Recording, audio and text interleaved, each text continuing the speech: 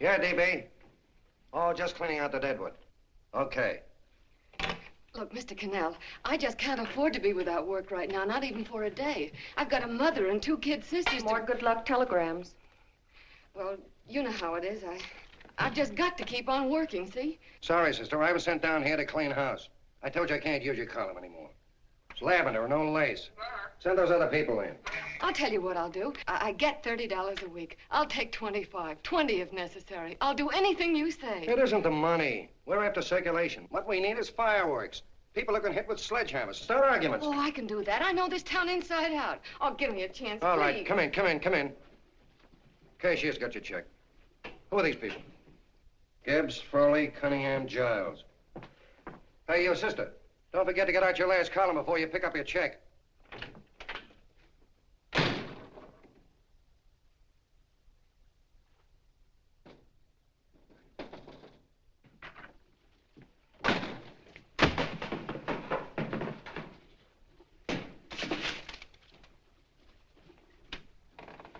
You're a couple of sticks shy in your column, man. Big rich slob like D.B. Norton buys a paper and 40 heads are chopped off.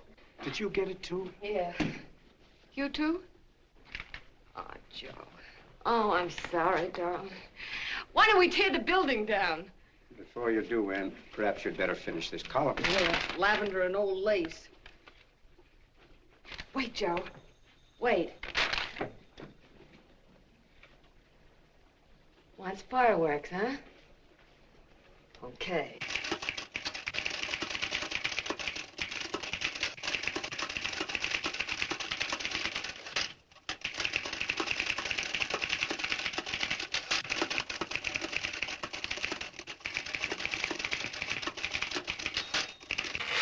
Here. Below is a letter which reached my desk this morning. It's a commentary on what we laughingly call the civilized world. Dear Miss Mitchell, 4 years ago, I was fired out of my job. Since then, I haven't been able to get another one. At first, I was sore at the state administration because it's on account of the slimy politics here we have all this unemployment. But in looking around, it seems the whole world's going to pot. So in protest, I'm going to commit suicide by jumping off the City Hall roof. Signed, a disgusted American citizen, John Doe.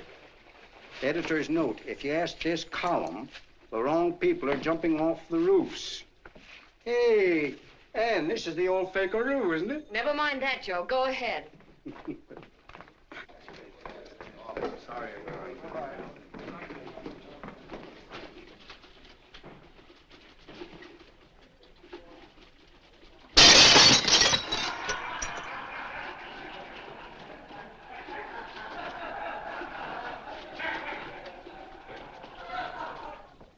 And it's because of the slimy politics that we have all this unemployment here. There it is. That's D.B. Norton's opening attack on the governor. Why, Jim, it's just a letter sent into a column. No, I can smell it. That's Norton. Good morning, gentlemen. Good morning, Governor. Morning, Governor. You're rather early. Governor, did you happen to see this in the new bulletin? Yes. I had it served with my breakfast this morning. Jim thinks it's D.B. Norton at work. Of course it is. Oh, come, Jim. That little item, D.B. Norton does things in a much bigger way. This is his opening attack on you, Governor. Take my word for it. What did he buy a paper for? Why did he engage a high-pressure editor like Cannell for? He's in the oil business. I tell you, Governor, he's after your scalp. All right, Jim, all right. Don't burst a blood vessel. I'll look into it. Will you get me Spencer of the Daily Chronicle, please? Yes, I saw it, Governor. If you ask me, that's a phony letter. Why, that gagger's got whiskers on it. Okay, I'll get the mayor and maybe the Chamber of Commerce to go after them. Get Mayor Lovett on the phone. Sorry, the mayor's busy on the other phone. Yes, I know, Mrs. Brewster. It's a terrible reflection on our city. I've had a dozen calls already. Spencer of the Chronicle. Hold him. Just a minute. Yes, Mrs. Brewster. I'm listening. I insist that this John Doe man be found and given a job at once. Now, if something isn't done about it, I'll call out the whole auxiliary. Yes, and the junior auxiliary, too. We'll hold a meeting and see that it is. Yes, Spencer? Who? The governor? Well, what about me? It's my building he's jumping off of, and I'm up for re-election, too. What are you doing? Get Cannell at the bulletin. Why, he's liable to go right past my window. Get me Cannell. What was that? What? Out the window. Something just flew by. I didn't see anything. Well, don't stand there, you idiot. Go and look. Open the window. Oh, why did he have to pick on my building? Is there a crowd in the street? No, sir. Then maybe he's caught on a ledge. Look again. I think it must have been a seagull. A seagull? What's a seagull doing around the city hall? That's a bad omen, isn't it? Oh, no, sir. The seagull is a lovely bird. It's all right, Mrs. Brewster. It was just a seagull. Can I help? Nothing's happened yet. No, I'm watching. Don't worry, Mrs. Brewster. Just leave it all to me. Spencer, I'll call you back. Hello, Canal? What are you doing? This is the mayor. Yes, Mayor Lovett. How many times are you going to call me? I've got everybody and his brother and sister out looking for him. Did you see the box I'm running? An appeal to John Doe. Think it over, John. Life can be beautiful, says Mayor. If you need a job, apply to the editor of this paper and so forth and so forth. Okay, Mayor, I'll let you know as soon as I have something. What? Well, pull down the blinds.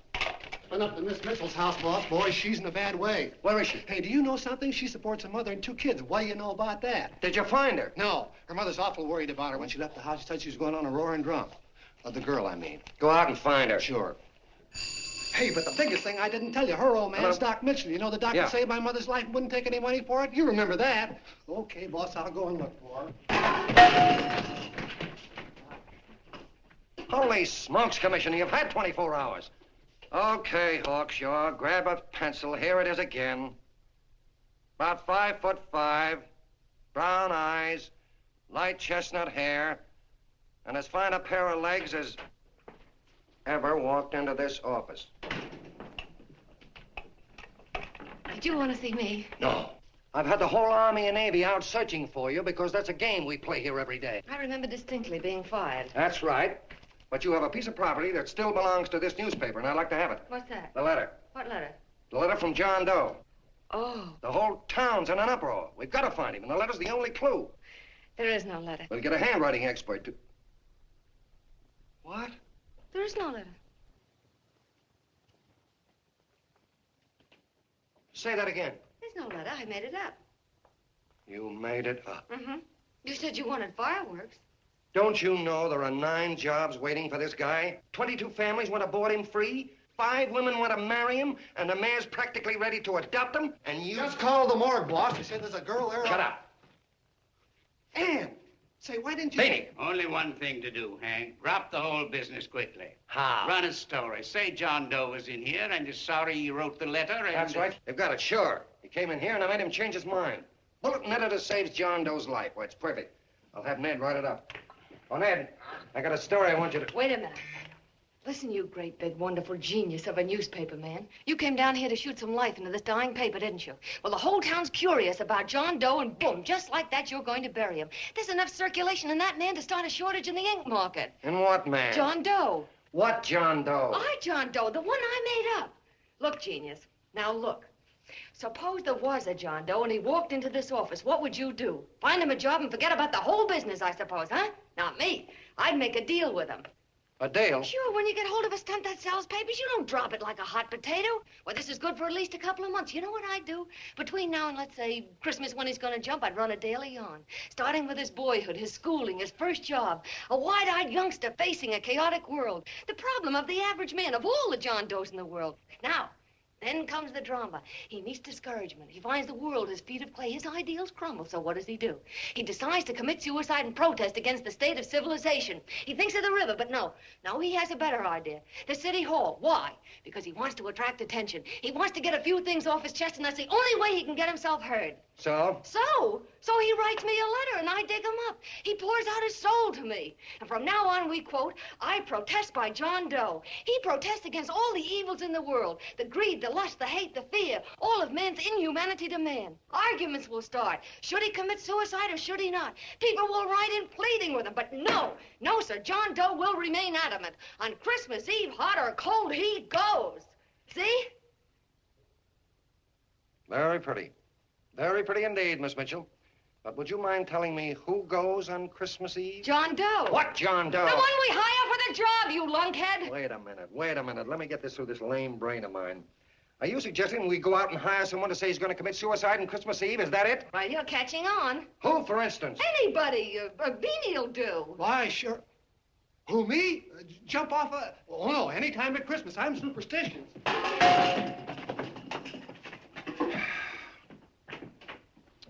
Miss Bishop, do me a favor. Will you go on out and get married and have a lot of babies, but Stay out of newspaper business. Better get that story in, Hank. It's getting late. You're supposed to be a smart guy. If it was raining $100 bills, you'd be out looking for a dime you lost someplace.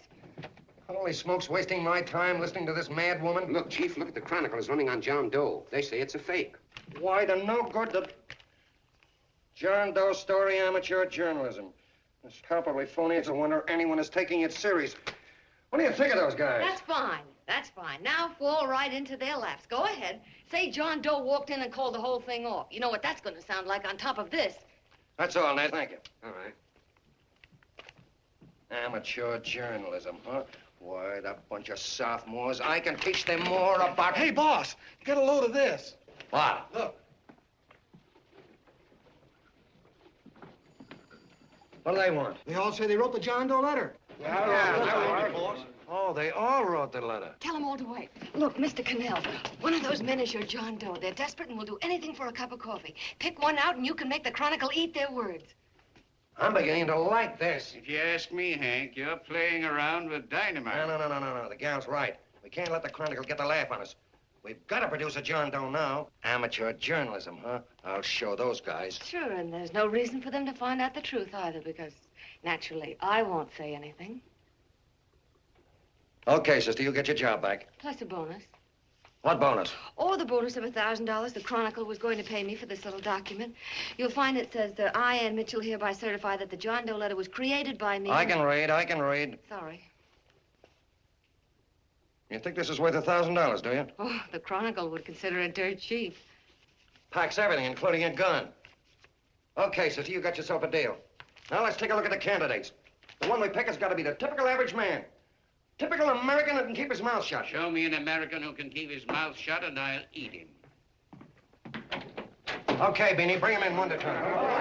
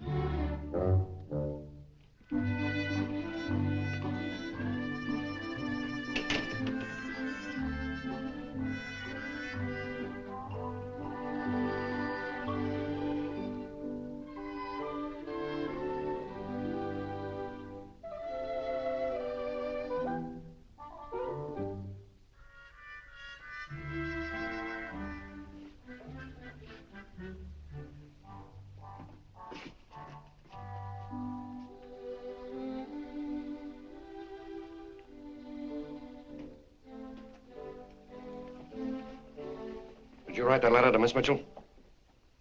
No, I didn't. What are you doing up here, then? Well, the paper says there were some jobs around loose. Thought there might be one left over. Had any schooling? Yeah, a little. What do you do when you work? I used to pitch. Baseball? Yeah, so my wing went bad. Where'd you play? Bush leagues, mostly. How about family? Got any family? No. Oh, just traveling through, huh? Yeah. Me and a friend of mine. He's outside. Looks all right. It's perfect, a baseball player. What could be more American? Wish he had a family, though. Be less complicated without a family. Look at that face. It's wonderful. They'll believe him. Come on. What's your name? Willoughby. John Willoughby. Long John Willoughby, they called me in baseball. Would you like to make some money? Yeah. Maybe. Would you be willing to say you wrote that letter and stick by it?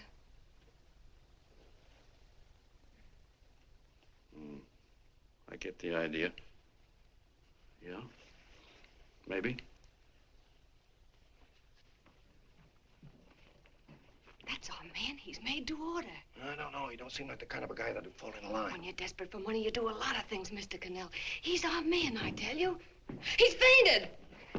Get the water quickly. Hurry up, Pop. Oh. Right here, sit down. You all right? Yeah, I'm all right. How many is that, 6?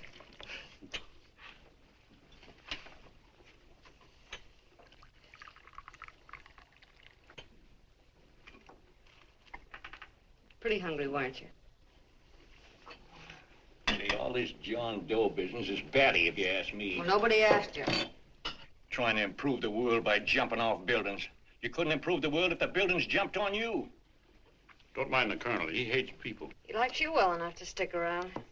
Well, that's because we both play doohickeys. I met him in a boxcar a couple of years ago. I was fooling around with my harmonica, and he comes over and joins in. I haven't been able to shake him since.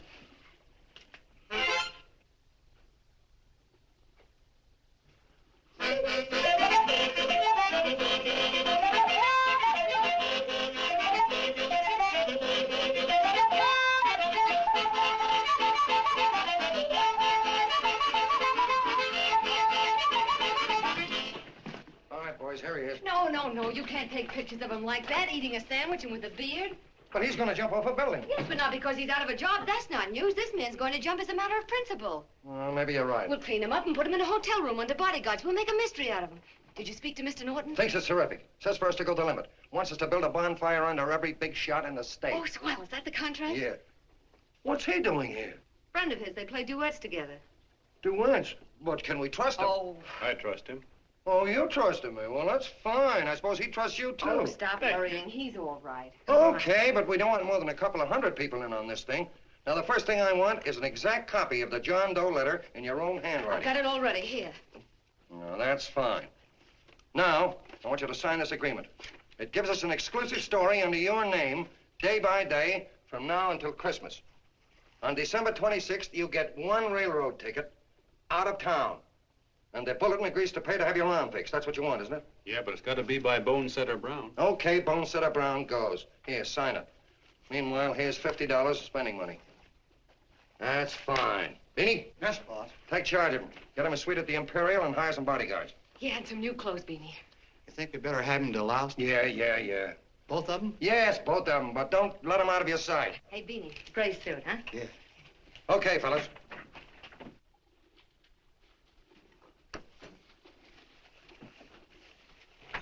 Take it easy, John Doe.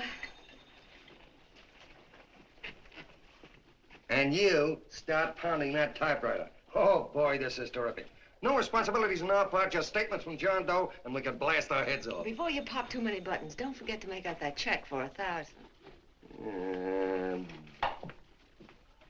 Okay, fellas, now, let me see. You sit outside the door. Nobody comes in, see? You two fellas sit in here. Hey, pretty nifty, huh? You ain't gonna get me to stay here. Sure you are. No, sir. That spot under the bridge where we slept last night's good enough for me. Say, what'll I do with this baggage? I'll stick him in the bedroom. Give me mine. I ain't staying. You know, we were headed for the Columbia River country before all this John Doe business came up. You remember that, don't you? Sure, I remember.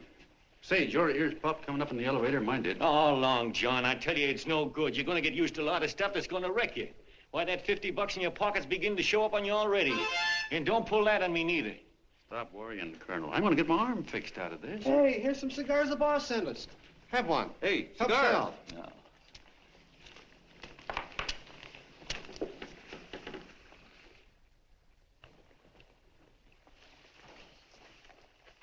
Say, I'll bet you even the major leaguers don't rate an outfit like this. Here, make yourself comfortable.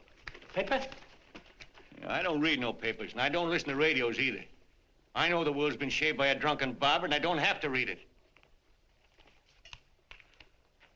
I've seen guys like you go under before. Guys that never had a worry.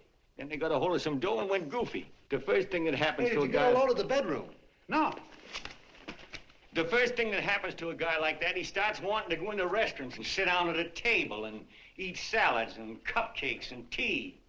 Boy, what that kind of food does to your system.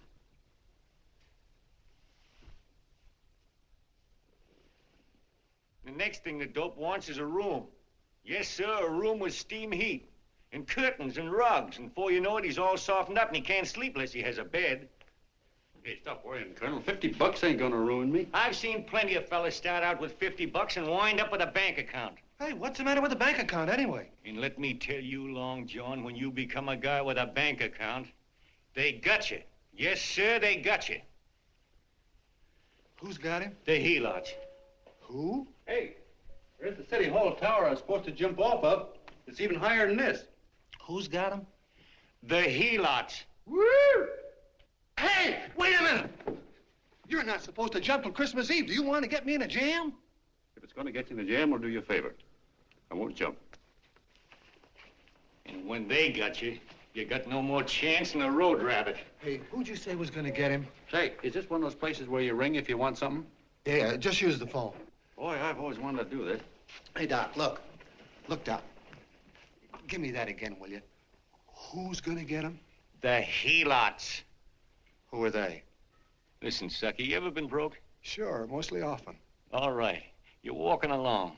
Not a nickel in your jeans. You're free as the wind. Nobody bothers you. Hundreds of people pass you by in every line of business. Shoes, hats, automobiles, radios, furniture, everything. And they're all nice, lovable people. And they let you alone.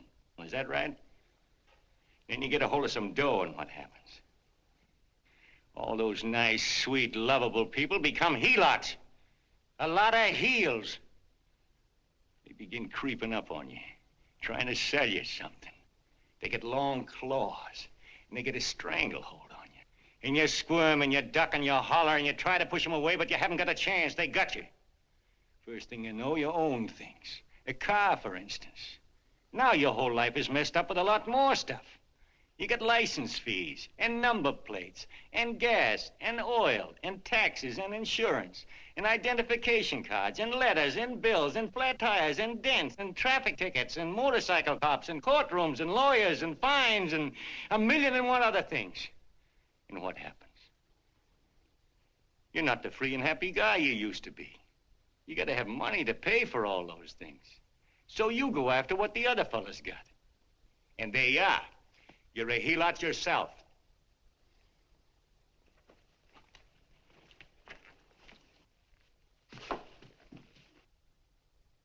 You win, Colonel. Here, take the 50.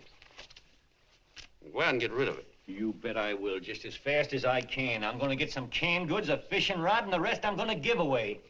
Give away? Hey, get me a pitcher's glove. I gotta get some practice. Say, he's giving it away. I'm gonna get me some of that. Hey, come back here, you helot. Will you send up 5 hamburgers with all the trimmings, 5 chocolate ice cream sodas, and 5 pieces of apple pie? No, apple with cheese. Yeah, thanks.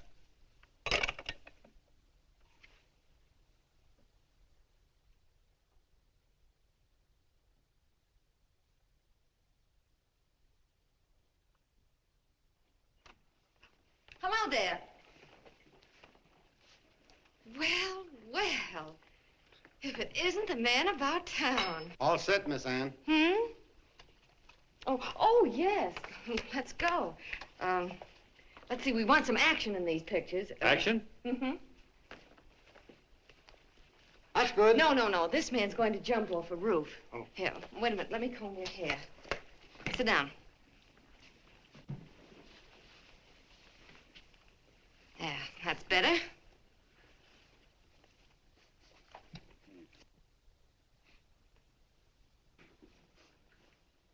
You know, he's got a nice face, hasn't he? Yeah, he's pretty. Here, sit down. Quiet, egghead. All right, now a serious expression. Can't. I'm feeling too good. Oh, come on now. This is serious. You're a man disgusted with all of civilization. With all of it? Yes, you're sore at the world. Come on now. Oh, crabby guy, huh? Yeah. No.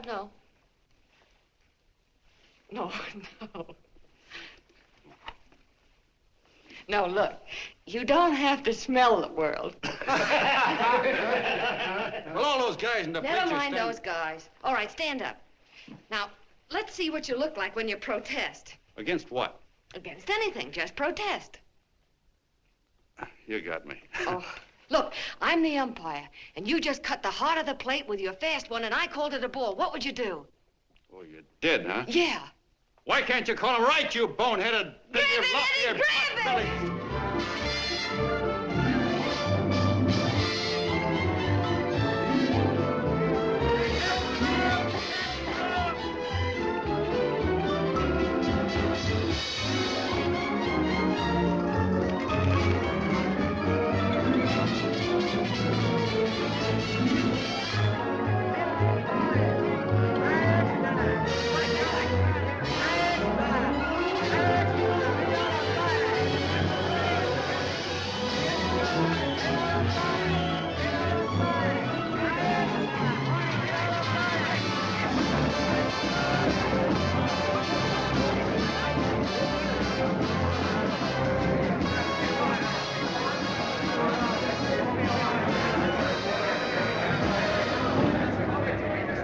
I don't care whose picture they're publishing. I still say that this John Doe person is a myth, and you can quote me on that. And I'm going to insist on his being produced for questioning. You know as well as I do that this whole thing is being engineered by a vicious man with a vicious purpose, Mr. D.B. Norton.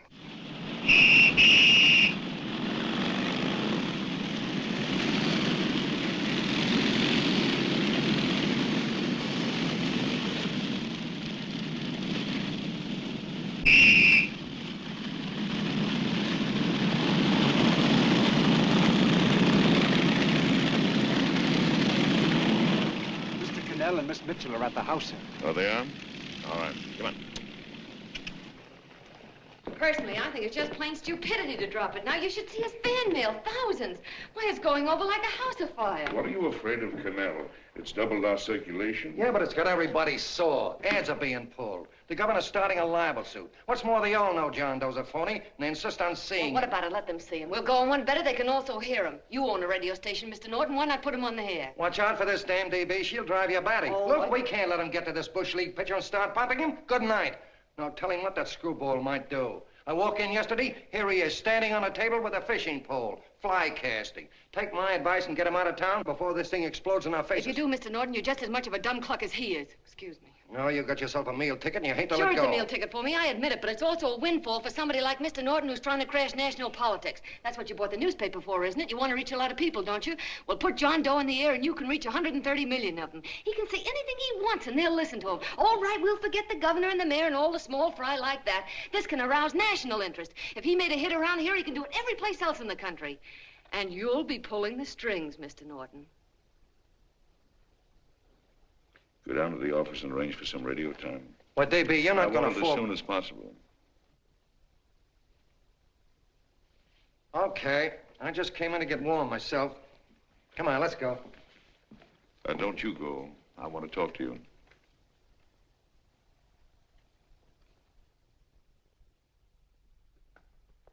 Sit down.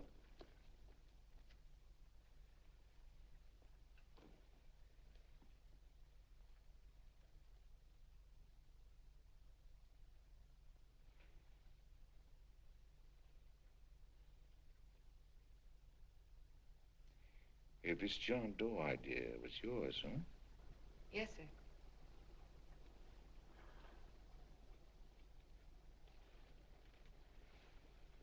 How much money do you get? $30. $30. Well, what are you after? I mean, what do you want? A journalistic career? Money. Money?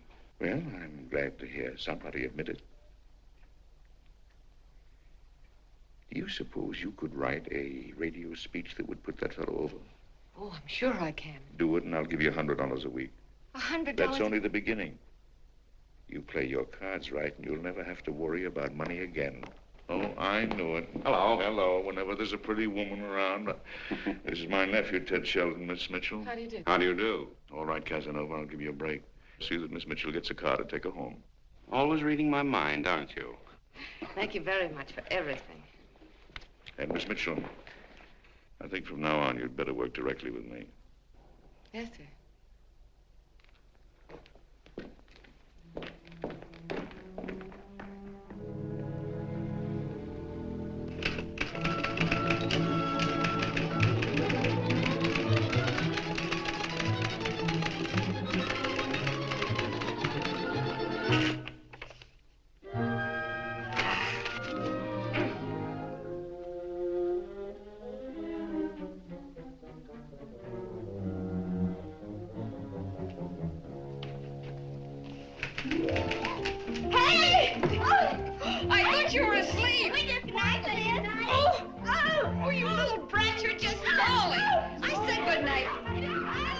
Come, children. It's past your bedtime. Come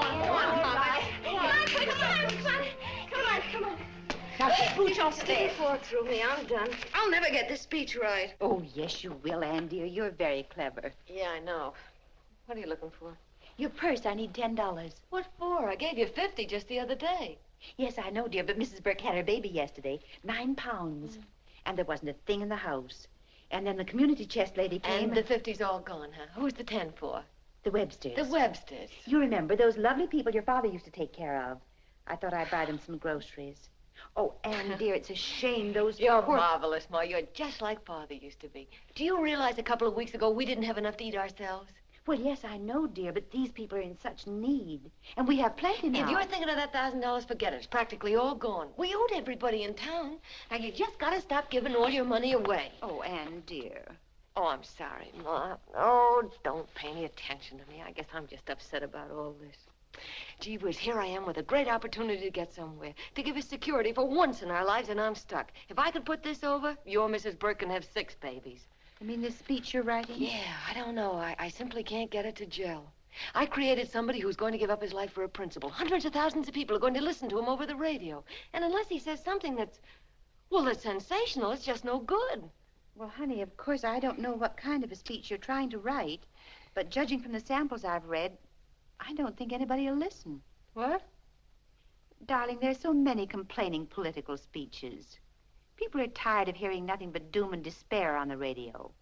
If you're going to have him say anything, why don't you let him say something simple and real, something with hope in it? If your father were alive, he'd know what to say. Oh, yeah. Father certainly would. Wait a minute.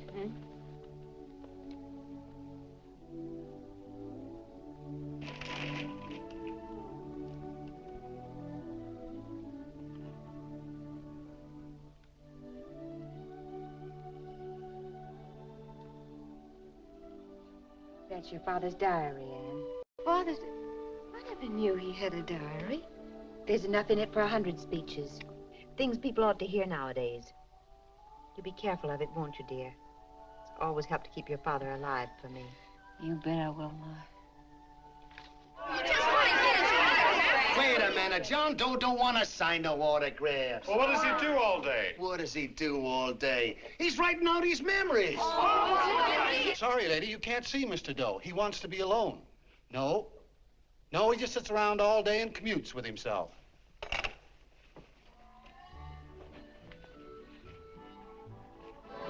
Oh!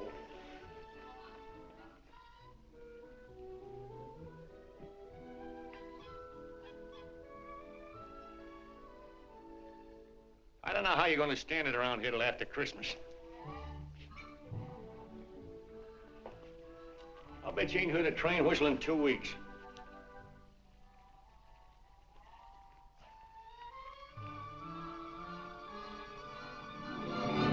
Steve, right!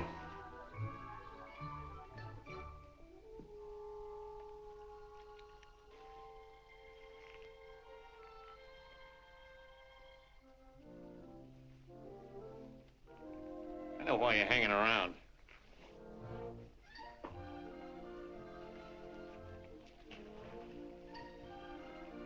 You're stuck on the girl.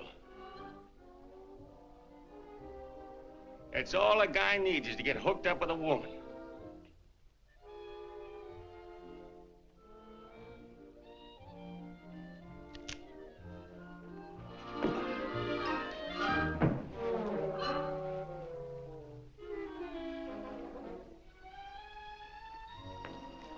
What was that, a single? First baseman dropped the ball. Butterfingers. Tough luck, pal.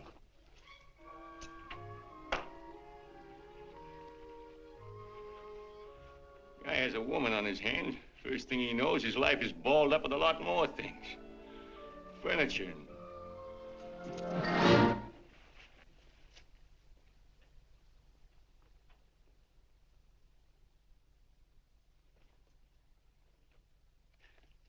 Did you get him? You're out. Swell. What's this, the end of the 8th? 9th.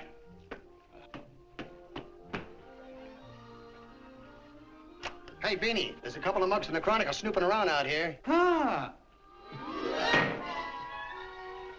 Come on, Angel Face. Gangway. What's the score, Angel Face? 3-2, off paper. Gee, that's great.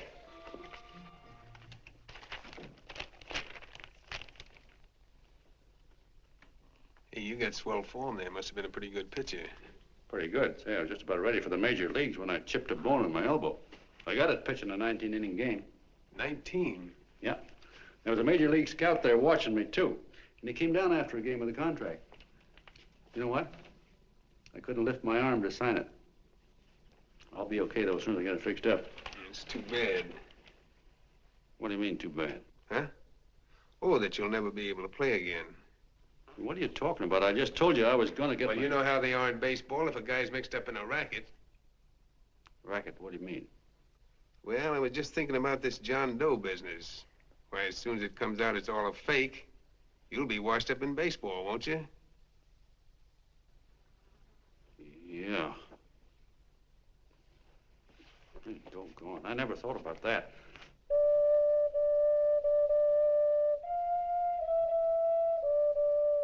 Gosh. And another thing, what about all the kids in the country? The kids that idolize ball players. What are they going to think about you? Yeah. Hey, Colonel. Did you hear that? I gotta figure some way out of this thing. Elevators are still running. I know one way you can do it. How? Well, when you get up there on the radio, all you have to do is to say the whole thing's a frame-up. Make you a hero sure as you're born. Yeah, but how am I gonna get my arm fixed? Well, that's a cinch. I know somebody that'll give you $5,000 just to get up on the radio and tell the truth. $5,000? Yeah, $5,000, and he gets it right away. You don't have to wait till Christmas. Look out, Long John. They're closing in on you. Say, who's putting up this dough? Fellow runs the Chronicle. Here's the speech you make, and it's all written out for you. $5,000. Holy mackerel, I can see the helots coming, the whole army of them. It's on the level.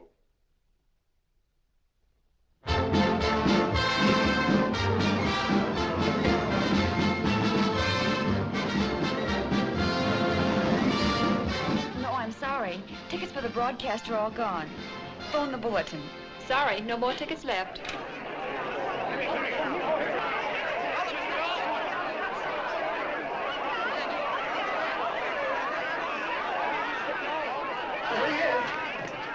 Hello, John. All set for the big night? Swell. Turn around.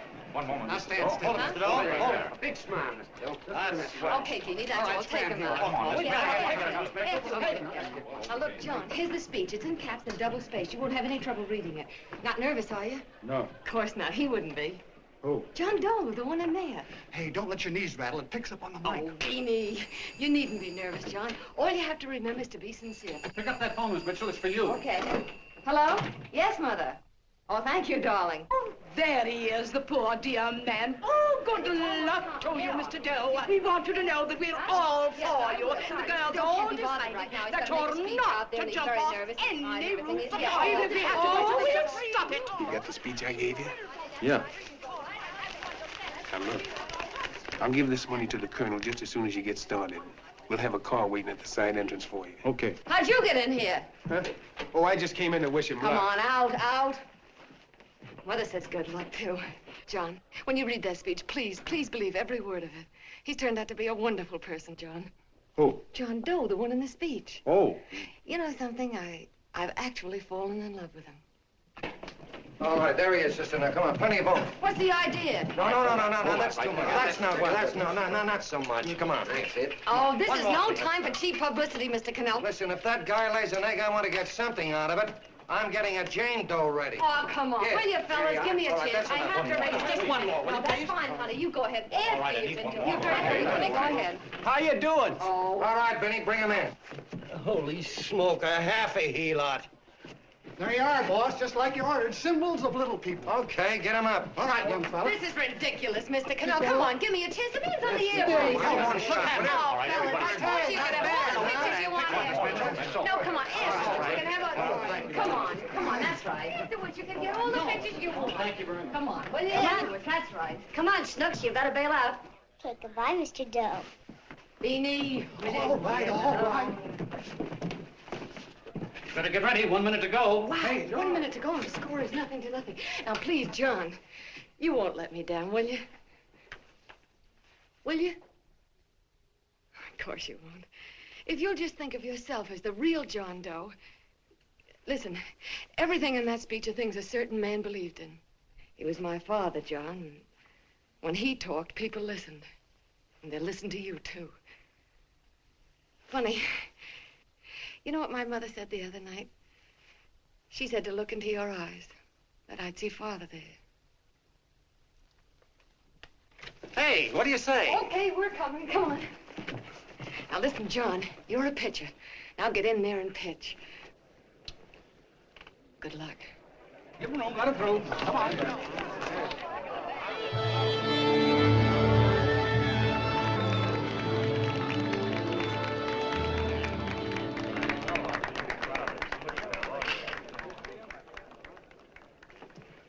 Hey, let's get out of here. There's the door right there. Hey, what are you doing here? That's what I'd like to know. Come on, out. Hey, he's a friend of mine. Never mind, let him alone. He's all right. I'll be right over there pulling for you. No, John, over here.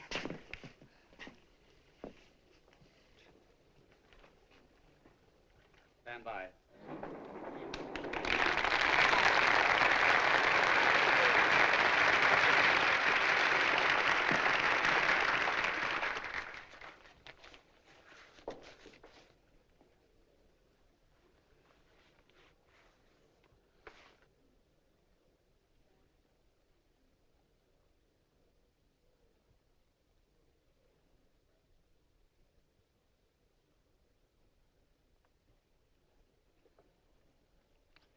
Phone the Chronicle. Tell them to start getting those extras out.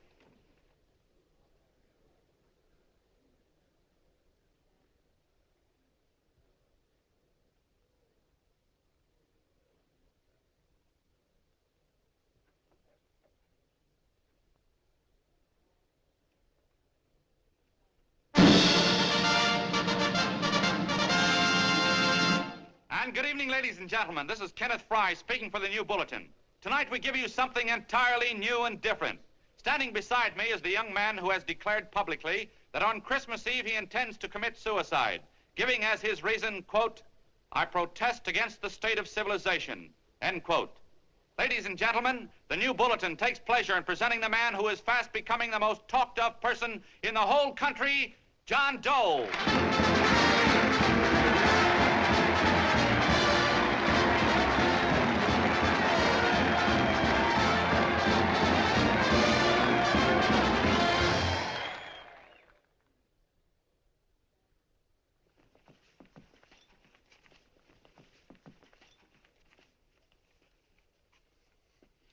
Ladies and gentlemen, I am the man you all know as John Doe. I took that name because it seems to describe the average man. And that's me. And that's me. Well, it was me before I said I was going to jump off the city hall roof at midnight on Christmas Eve. Now I guess I'm not average anymore. Now I'm getting all sorts of attention. From big shots, too. We've been double-crossed. The mayor and the governor, for instance. They don't like those articles I've been writing. You're an imposter, young fella. That's a pack of lies you're telling. Who wrote that speech for you? Benny, get that guy. Hey, Ken.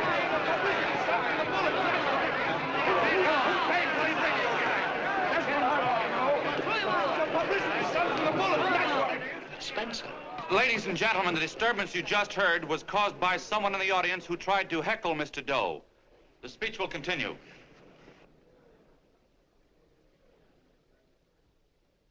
Well, people like the governor and that fella there can stop worrying. I'm not going to talk about them. I'm going to talk about us, the average guys, the John Does. If anybody should ask you what the average John Doe is like, you couldn't tell him because he's 1,000,001 things. He's Mr. Big and Mr. Small. He's simple and he's wise. He's inherently honest, but he's got a streak of larceny in his heart. He seldom walks up to a public telephone without shoving his finger into the slot to see if somebody left a nickel there.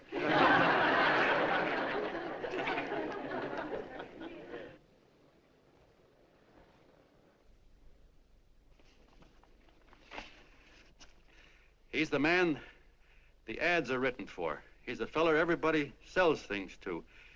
He's Joe Dokes, the world's greatest stooge and the world's greatest strength.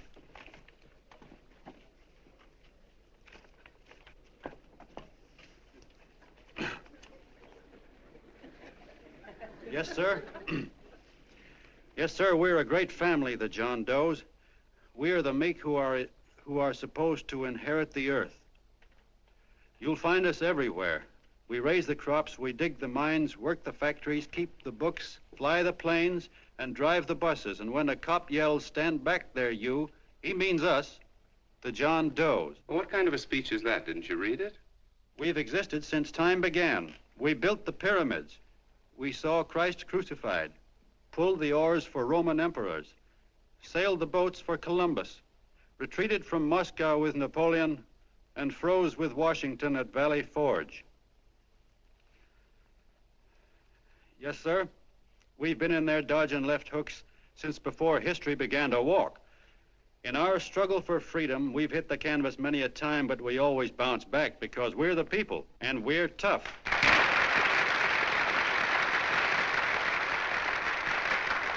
They've started a lot of talk about free people going soft, that we can't take it. That's a lot of hooey. A free people can beat the world at anything, from war to tiddlywinks, if we all pull in the same direction.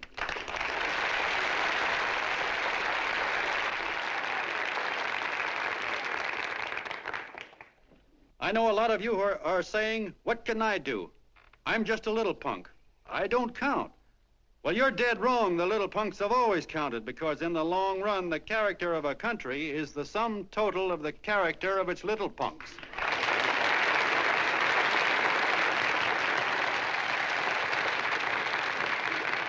But we've all got to get in there and pitch. We can't win the old ball game unless we have teamwork. And that's where every John Doe comes in. It's up to him to get together with his teammate. And your teammate, my friends, is the guy next door to you. Your neighbor. He's a terribly important guy, that guy next door. You're going to need him, and he's going to need you, so look him up. If he's sick, call on him. If he's hungry, feed him. If he's out of a job, find him one. To most of you, your neighbor is a stranger, a guy with a barking dog and a high fence around him. Now, you can't be a stranger to any guy that's on your own team. So tear down the fence that separates you. Tear down the fence, and you'll tear down a lot of hates and prejudices. Tear down all the fences in the country, and you'll really have teamwork.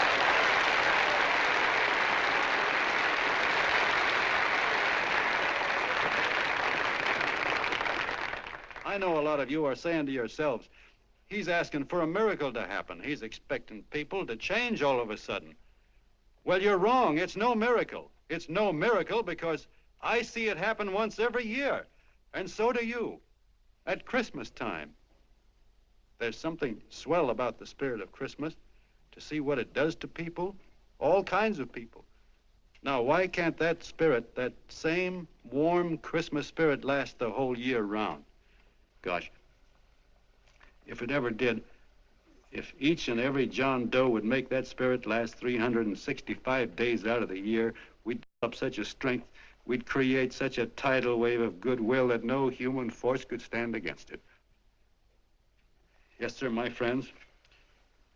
The meek can only inherit the earth when the John Does start loving their neighbors.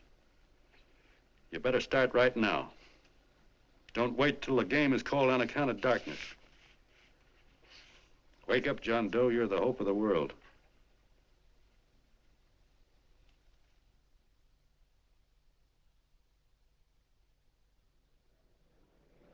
John, you were wonderful.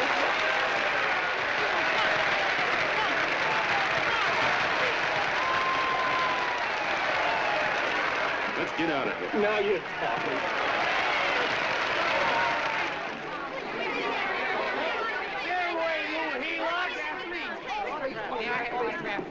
Please, hey!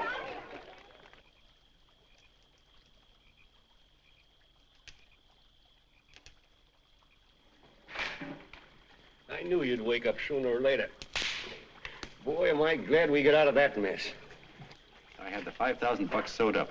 Could have been on my way to old Doc Brown. You're a pitcher, John, she says. Now, go in there and pitch.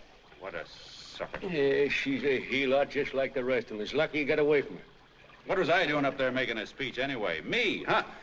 Geez, the more I think about it, the more I could... Tear down all the fences. Why, if you tore one picket off of your neighbor's fence, he'd sue you. $5,000 had it right in my hand. What do you mean he ran away? Well, go after him, find him. That man is terrific.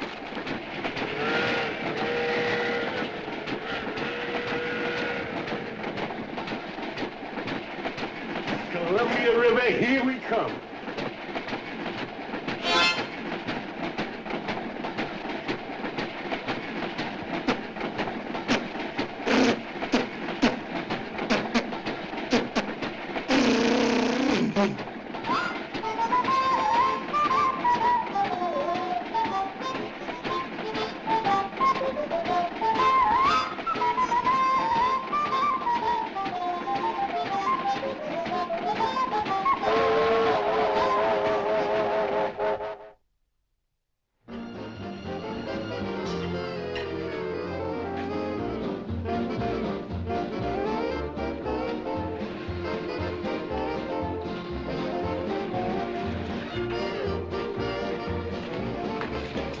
Jitterbugs. Yeah. Say, how much money we got left? 4 bits. Better make it donuts, huh? Yeah.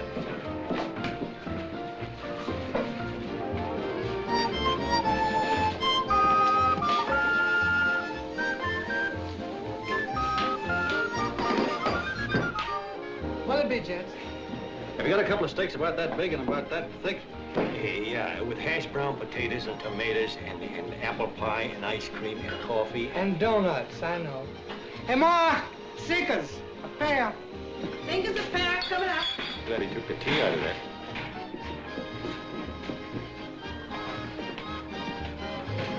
Hey, look. Join the John Doe Club. John Doe Club?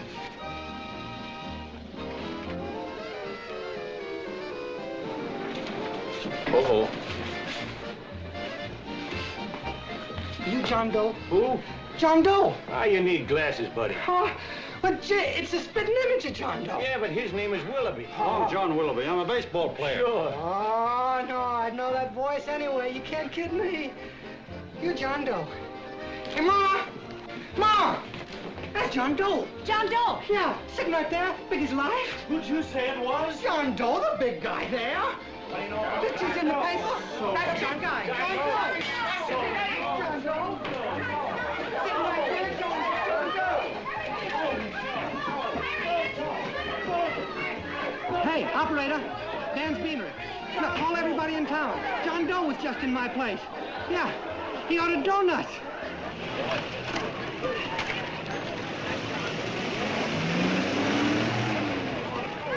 John Doe. Let's see John Doe. Come on.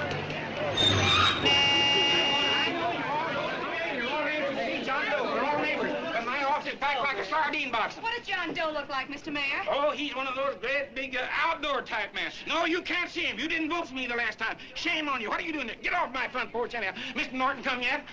Oh, well, I wonder where he's at. What's keeping him? He should have been here 15 minutes ago. Oh, there he comes now. Now, everybody on your dignity. Don't do anything to disgrace us. A little town, but we got to show off. Better let me talk to him. All right, but present it to him as a great cause for the common man. Ah, here he comes. Now, give him room down there. Give him room, folks. Come on now. Come on. Here it comes. Here it comes. Here's Mr. Norton. How do you do, Mr. Norton? I'm Mayor Hawkins. Here's Mr. Norton. Let me go, you darn fool. I'm the mayor. Mr. Norton. Mr. Norton. Mr. Norton. I'm Mayor Hawkins. Your office telephoned me to hold him. Well, that's fine. How is he? Oh, he's fine. He's right in my office there. You know, it's a big honor having John Doe here, and you too. Haven't had so much excitement since the old city hall burned down. People are so excited and nearly tore his clothes off. Oh, Matilda, darling, phone the newspapers, tell them Mr. Norton's here. Step right inside, Mr. Norton. My office. Very comfortable here, Mr. Norton. Just had it air conditioned. Gangway, please. Make room for Mr. Norton. Gangway. Gangway. Here he is, Mr. Norton. Well taken care of. The neighbors are serving him a light lunch. Hello, John. Well, Mr. Mayor, if you don't mind, we'd like to talk to him alone. Why, certainly, certainly. All right, everybody. Clear out. Everybody, quickly now. Come on, you. Come on. Come on. That's it. All right. All right. Don't argue with me here. Wait till we get home. Don't you push me around like that. Even though I'm your wife, you can't push me around. Look, Mr. Norton, I think you got a lot of nerve having those people hold us here. There's nobody holding you here, Mr. Doe. It's only natural Look, that there's nobody holding us here. Let's get going. Incidentally, my name isn't Doe. It's Willoughby. Look, John, something terribly important's happened. They're forming John Doe clubs. We know of 8 already, and they say that there's John Doe clubs? What for? To carry out the principles you talked about in your radio speech. I don't care what they're forming. I'm on my way, and I don't like the idea of being stopped either. Oh, but you don't know how big this thing is. You should see the thousands of telegrams we've received and what they're saying about you. Look, it started as a circulation stunt, didn't it? Well, you got your circulation. Now, why don't you let me alone? Oh, it started as a circulation stunt, but it isn't anymore. Mr. Norton wants to get back of it and sponsor John Doe clubs all over the country. He wants to send you on a lecture tour. Me? Uh-huh. Well, certainly, with your ability to influence people, it might grow into a glorious movement. Say, let's get something straight here. I don't want any part of this thing. If you got an idea I'm going around lecturing at people, why, you're crazy. Baseball's my racket, and I'm sticking to it. Come on, Colonel, let's get out of here. John, please. I just got rid of one crowd. Oh, but please, Mr. Mayor, tell him the John Doe Club wants to talk to him. Let them in, Mr. Mayor. Let them come in. Okay, folks, but remember your manners. No stampeding. Walk slow, like you do when you come to pay your taxes.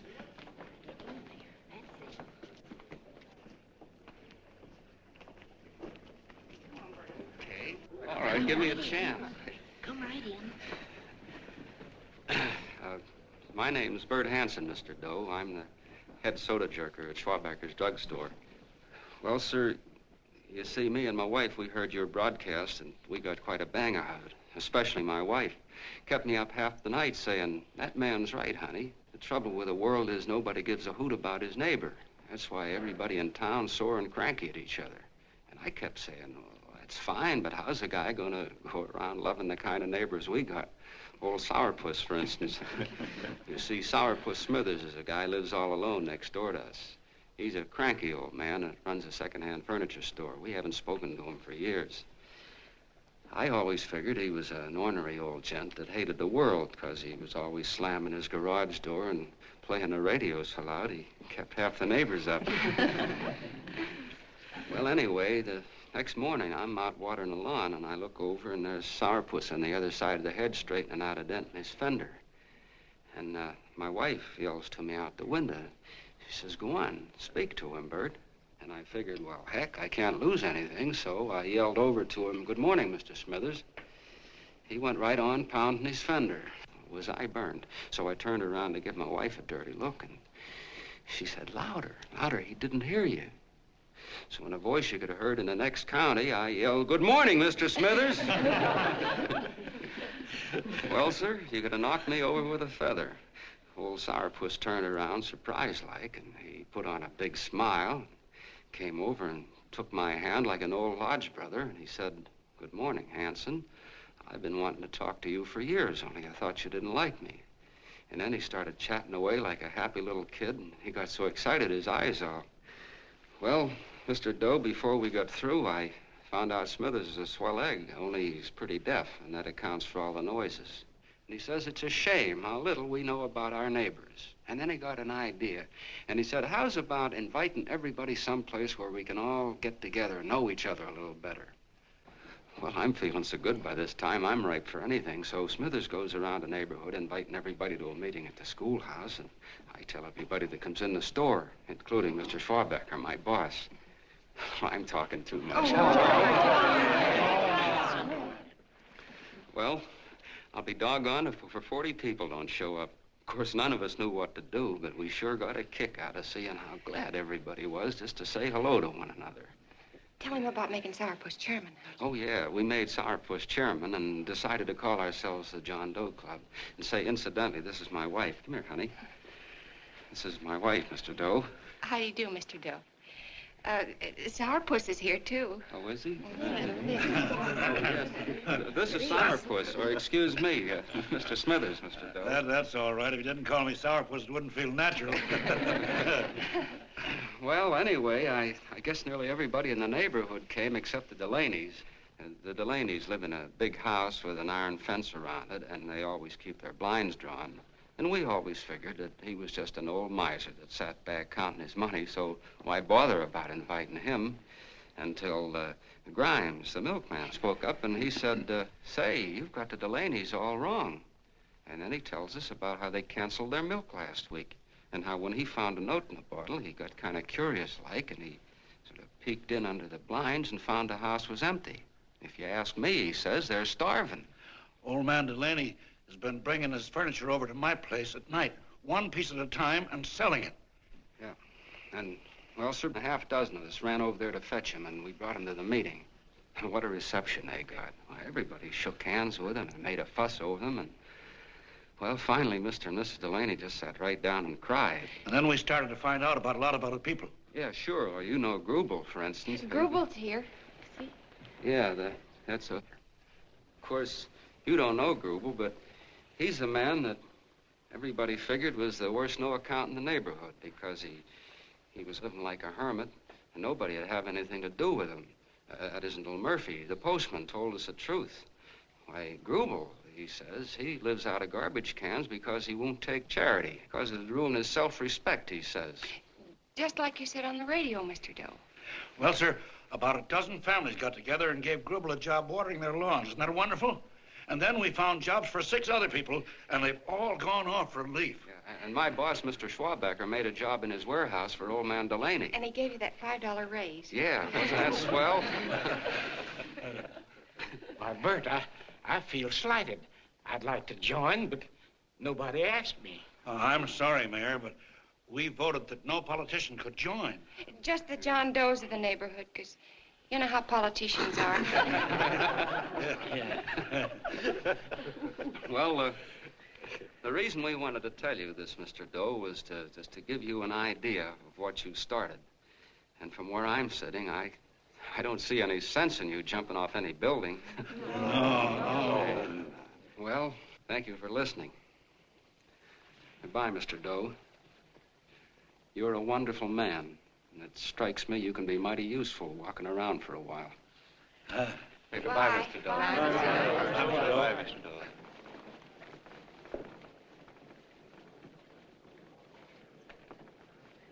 I'm Mrs. Delaney, Mr. Doe, and God bless you, my boy.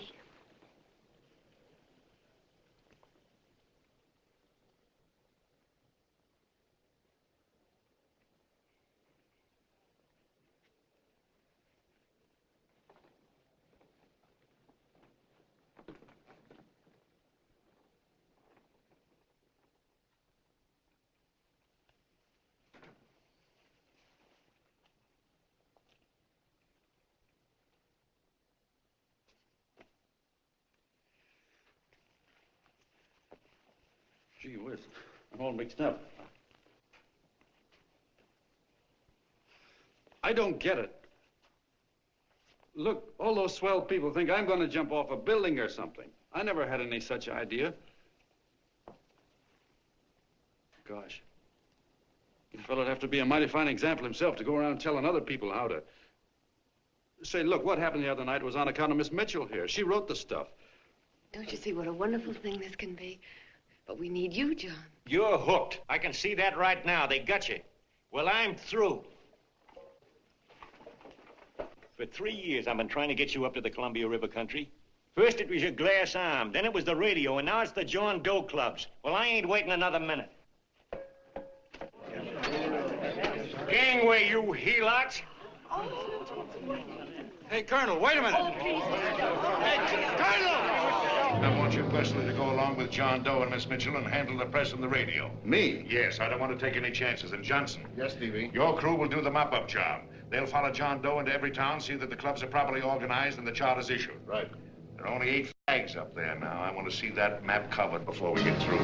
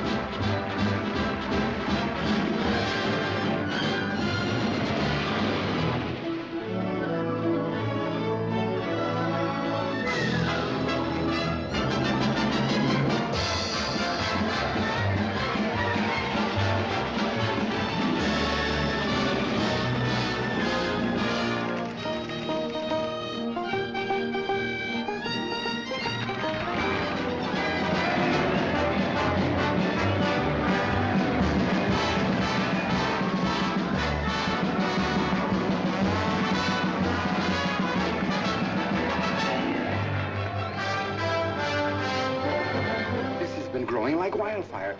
If they made demands, I'd understand it. But the John Does ask for nothing. People are going off relief. If this keeps up, I'll be out of a job. As soon as it gets strong enough, we'll find out what John Doe wants. 30 every Thursday, 60 at 60. Who knows what? I'm sorry, boss. They just won't let anybody talk politics to them. It's crazy. We've got to get to them. They represent millions of voters.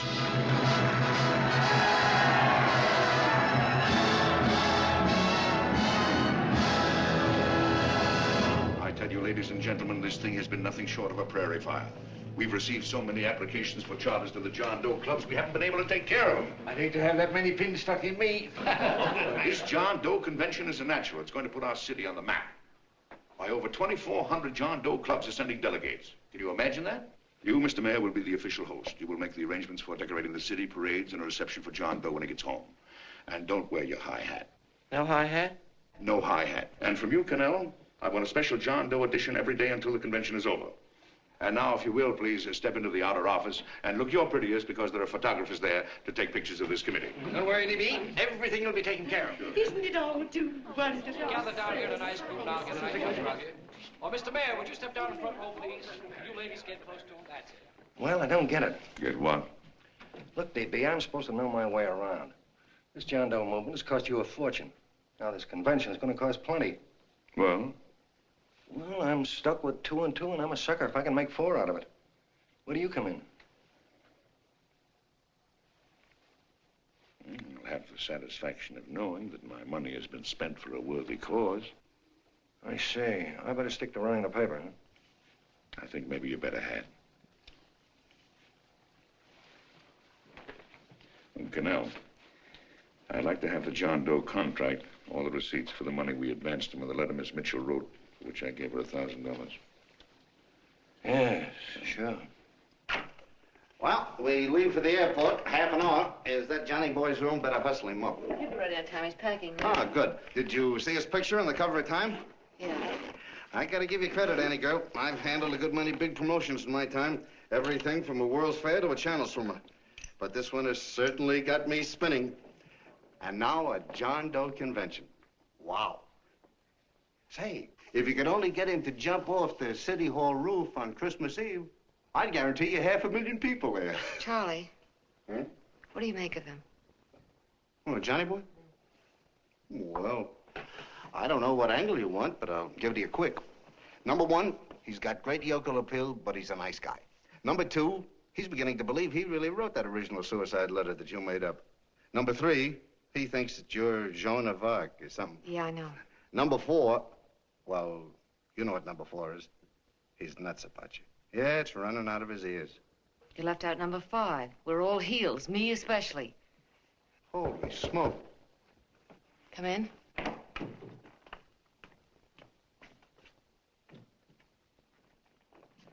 Small pack. Good, I'll go and get Beanie Boy.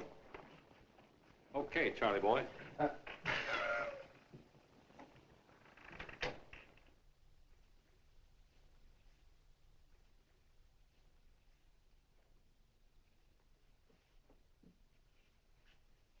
Can I help you pack? No, thank you.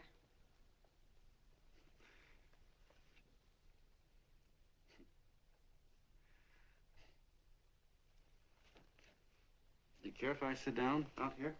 No.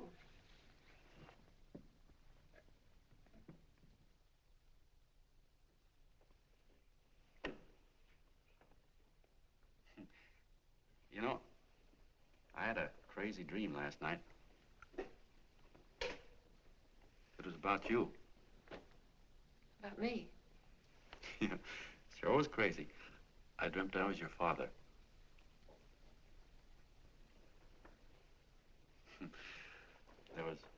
There was something I was trying to stop you from doing. So I got up out of bed and I walked right through the wall here, right straight into your room. You know how dreams are. And there you were in bed. But you're a little girl, you know, about 10. And very pretty, too. So I shook you, and the moment you opened your eyes, you hopped out of bed and started running like the devil in your nightgown. You ran right out the window there, and you ran out over the tops of buildings and roofs and everything for miles. And I was chasing you. And all the time you were running, you kept growing bigger and bigger and bigger, and pretty soon you were as big as you are now, you know, grown up. And all the time I kept asking myself, what am I chasing her for? And I didn't know. Isn't that a hot one? Well, anyway, you ran into some place, and then I ran in after you, and when I got there you were getting married. And the nightgown had changed into a beautiful wedding gown. You sure look pretty, too. And then I knew what it was I was trying to stop you from doing. Dreams are sure crazy, aren't they? Well, would you like to know who it was you were marrying? Oh, a tall, handsome Ubangi, I suppose. No, not that bad. It was that fellow that sends you flowers every day. Yeah, what's his name? Mr. Norton's nephew? Ted Sheldon. Yeah, that's the one. But here's the funniest part of it all. I was the fellow up there doing the marrying, you know, the justice of peace or something. You were? I thought you were chasing me. Well, yes, I was, but I was your father then, you see. But the real me, John Doe, or that is, Long John Willoughby, I was the fellow up there with the book. You know what I mean? I guess so. Then what happened? Well, I took you across my knee and I started spanking you. That is, I didn't do it. I mean, I did do it, but it wasn't me, you see. I was your father then. Well, I held you across my knee and I said, Annie, I won't allow you to marry a man that's just rich or that has his secretary send you flowers. The man you marry has got to swim rivers for you. He's got to climb high mountains for you. He's got to slay dragons for you. He's got to perform wonderful deeds for you. Yes, sir. And all the time, the guy up there, you know, with the book, me, just stood there nodding his head.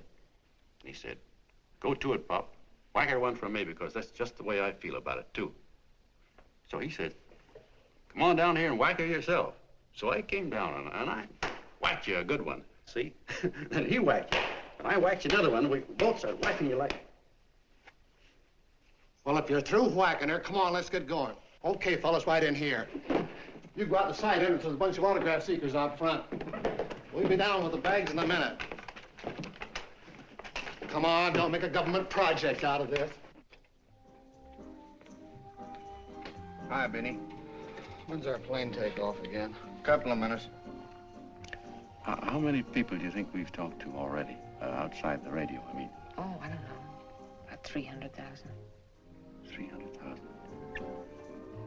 What makes them do it, Ann? What makes them come and listen and get up their John Doe clubs the way they do? I've been trying to figure it out. Look, John, what we're handing them are platitudes, things they've heard 1,000,000 times. Love thy neighbor, clouds have silver linings, turn the other cheek. It's just a... Yeah, I heard them 1,000,000 times, too, but there you are. Maybe they're like me, just beginning to get an idea of what those things mean. You know, I never thought much about people before. They were always just somebody to fill up the bleachers. And the only time I worried about them is when they didn't come in to see me pitch. You know, lately I've been watching them when I talk to them. I could see something in their faces. I could feel that they were hungry for something. You know what I mean?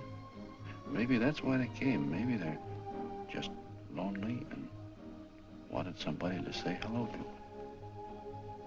I know how they feel. I've been lonely and hungry for something practically all my life.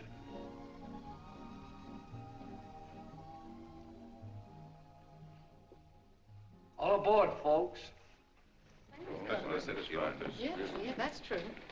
Oh, somebody else sitting here? No, that's your seat. And this is your coat. Mine? A little token of appreciation.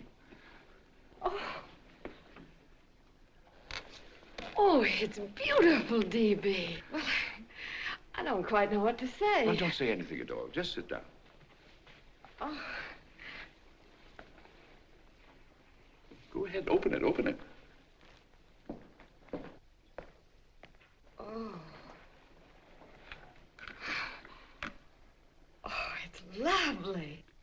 contract goes with it. Well, come on, spring it. You've got something on your mind. It must be stupendous. You know, that's what I like about it. Right to the point, like that. All right, Practical Annie, here it is. Tomorrow night, before a crowd of 15,000 people and talking over a nationwide radio hookup, John Doe will announce the formation of a third party. A third party? Yes, the John Doe Party, devoted entirely to the interests of all the John Does all over the country, which practically means 90% of the voters. He will also announce the third party's candidate for the presidency, a man whom he personally recommends, a great humanitarian, the best friend the John Does have. Mr. D.B. Norton. Yes.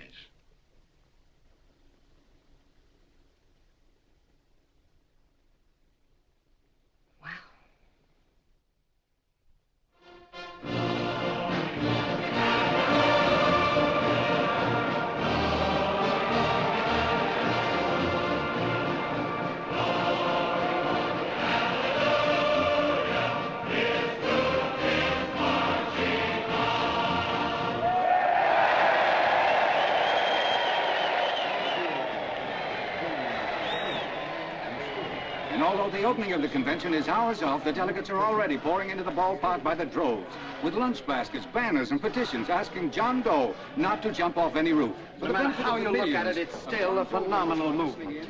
These John Does, or the hoi polloi, as you've heard people call them, have been laughed at and ridiculed. But here they are, gay and happy, having traveled thousands of miles, their expenses paid by their neighbors, to come here to pay homage to their hero, John Doe. And in these days of wars and bombings, it's a hopeful sign that a simple idea like this can sweep the country. An idea based on friendliness, on giving and not taking, on helping your neighbor and asking nothing in return. And if a thing like this can happen, don't let any of your grumbling friends tell you that humanity is falling apart. This is John B. Hughes, signing off now and returning you to our main studio until 9 o'clock, when the convention will officially open. Oh, John, come in. Say, I'm it's raining out a little. That's all right. It's good to see you. Sit down. Thanks.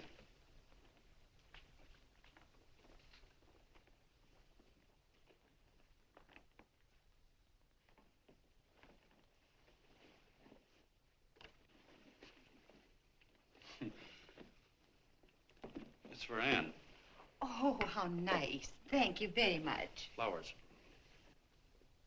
I'm terribly sorry she isn't here. She isn't? No, she just left. I'm surprised you didn't run into her. She went over to Mr. Norton's house. Oh. Did you want to see her about something important? Yeah. Well, no, it'll wait. Say, he's a nice man, isn't he? Mr. Norton, I mean. He's done an awful lot for the...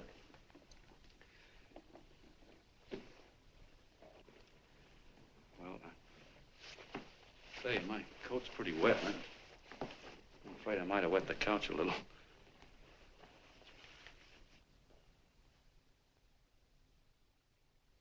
Well, I guess I'll see her at the convention later. Yes, of course. I'll see that she gets the flowers. Thanks. Good night, Mrs. Mitchell. Good night, John.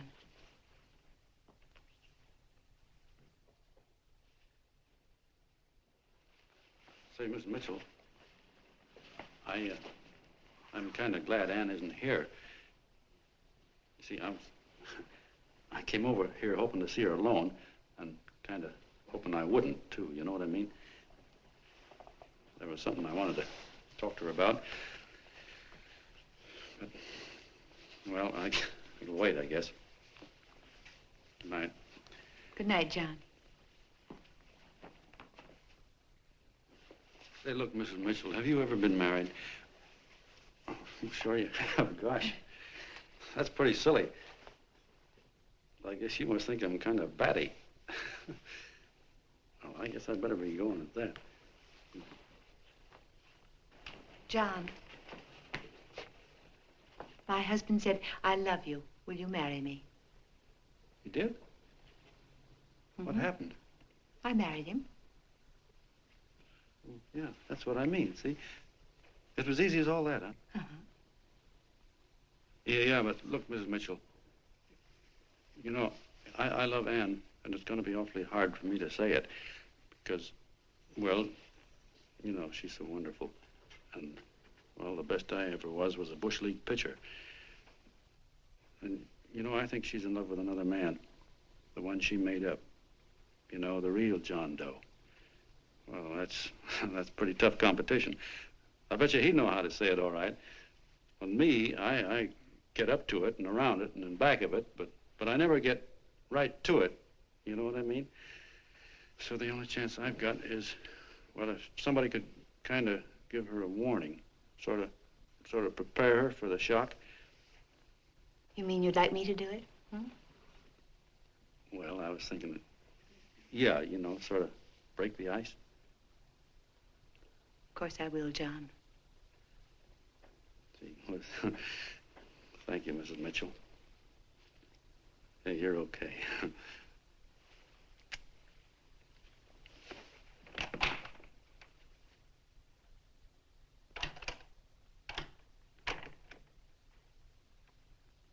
This John Doe meeting is going to be one of the biggest things that ever happened. Why, they're coming from all over. Trains, boxcars, wagons. Look out! Hello, bodyguards. Hey, had your dinner yet? No, Jeff. Oh, that's all right. Well, look, no, go ahead and have your dinner. Wait a minute, John.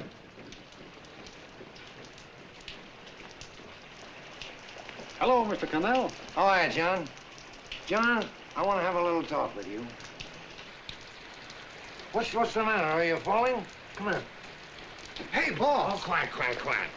Say, tell me something. Did you read the speech you're going to make tonight? No, I never read the speeches before I make them. I get more of a kick out of it that way. Uh-huh. It's just exactly what I thought. Beanie, go on down to the old pop and give you the speech. There's a copy on my desk. Gee whiz, boss, you know Mr. Norton told me not to leave him, not even for a minute. Go on. We'll be at Jim's bar up the street. You're a nice guy, John. I like you. You're gentle. I always like gentle people. Me, I'm hard. Hard and tough. I got no use for hard people. Gotta be gentle to suit me. Like you, for instance.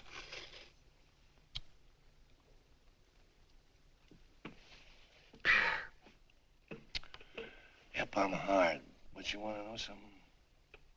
I've got a weakness. Never guess that, would you? Well, I have. Want to know what it is? Star-Spangled Banner. Screw you, huh? Well, maybe it is, but play the Star-Spangled Banner. I'm a sucker for it. Always gets me right here. Know what I mean? Yeah, it gets me right back here. Oh, back there, huh? Well, every man to his own taste. You weren't old enough. You weren't old enough for the World War, were you, Jim? No, of course not. No, you must have been just kidding. I was just ripe and raring to go.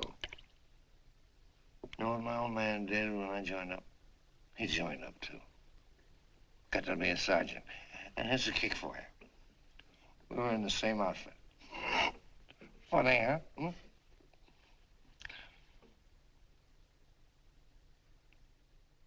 He was killed, John. I saw him get it. I was right there, and I saw it with my own eyes.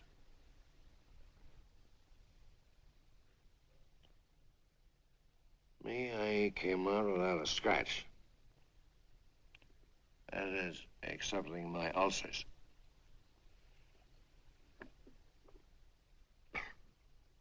I should be drinking milk, you know. This stuff is poison.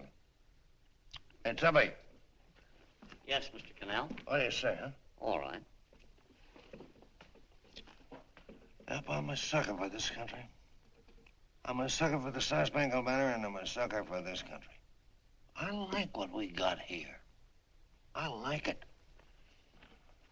A guy can say what he wants and do what he wants without having a bayonet shoved through his belly. And that's all right, isn't it? You betcha. Yeah. Well, we don't want anybody coming around changing it, do we? No, sir. No, sir. And when they do, I get mad. I get boiling mad. And right now, John, I'm sizzling. I get mad for a lot of other guys besides myself. I get mad for a guy named Washington, and a guy named Jefferson, and Lincoln. Lighthouses, John. Lighthouses in a foggy world. You know what I mean? Yeah, you bet. Listen, pal. This fifth column stuff is pretty rotten, isn't it? Yeah, it certainly is. And you'd feel like an awful sucker if you found yourself marching right in the middle of it, wouldn't you? You. Of course, you wouldn't know it because you're gentle. But that's what you're doing. You're mixed up with a skunk, my boy. A no-good, dangerous skunk. Say, you're not talking about Mr. Norton, are you? I'm not talking about his grandfather's pet poodle. You must be wrong, Mr. Cannell. Because he's been marvelous about the John Doe clubs. Yeah? Say, you're sold on this John Doe idea, aren't you? Sure. Sure. I don't blame you. So am I. It's a beautiful miracle. A miracle that can only happen right here in the good old USA. And I think it's terrific. What do you think of that? Me, hard-boiled Cannell, and I think it's plenty terrific. All right. Now, supposing a certain unmentionable worm whose initials are DB was trying to use that to shove his way into the White House so he could put the screws on, so he could turn out the lights in those lighthouses. What would you say about that, huh? Nobody's going to do that, Mr. Cannell. They can't use the John Doe clubs for politics. That's the main idea. Is that so? Then what's a big political boss like Hammer doing in town? And a labor leader like Bennett? And a lot of other big shots are up at DB's house right now. Wolves, John. Wolves. Waiting to cut up the John Does. Wait till you get a gander at the speech you're going to make tonight. You're all wet. Miss Mitchell writes those speeches. Nobody can make her write that kind of stuff. They can't, huh? Who do you think writes them? My Aunt Emma? I know she writes them. And gets a big bonus for doing them, too. A mink coat and a diamond bracelet. Don't write them. Why, that gold-grabbing dame would double-cross her own mother for a handful of Chinese yen. Shut up. If you weren't drunk, I'd... Hey, boss. Here's the speech, boss. Hey. Go on and read it, John, and then start sucking. Hey, wait a minute, Mr. Doe. Tubby? Yes, sir. Better bring me a glass of milk. I'm smoking too much. Yes, Charlie? Got everything all set? Fine. John Doe been taken care of? Good. How many people do you think will be there? 15,000? Oh, my, that's fine. Now, listen, Charlie. As soon as John Doe stops talking about me, I want you to start that demonstration. And make it a big one, you understand? Don't worry about that, DB. My boys are there. They'll take care of it. What? Yes, I'll be there 15 minutes after I get your call. Why, Mr. Doe. Where are they? In the dining room, sir.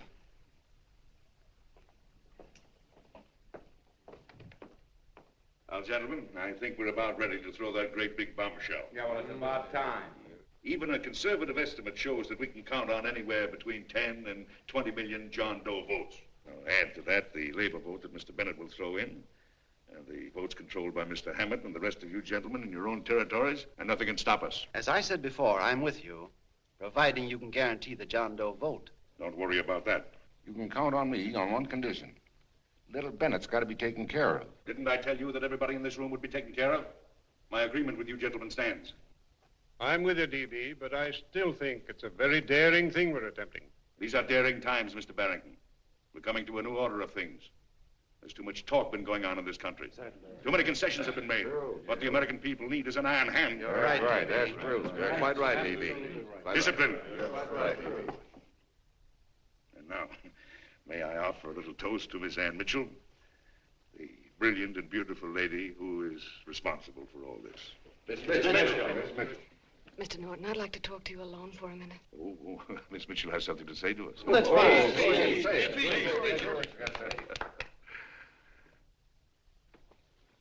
Hello.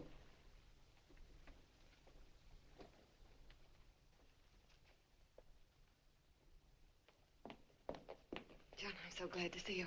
I was terribly worried. Did you write this? Yes, I did, John, but I had no idea what was going on. You didn't? No. That's a swell bracelet you're wearing. John, why aren't you at the convention?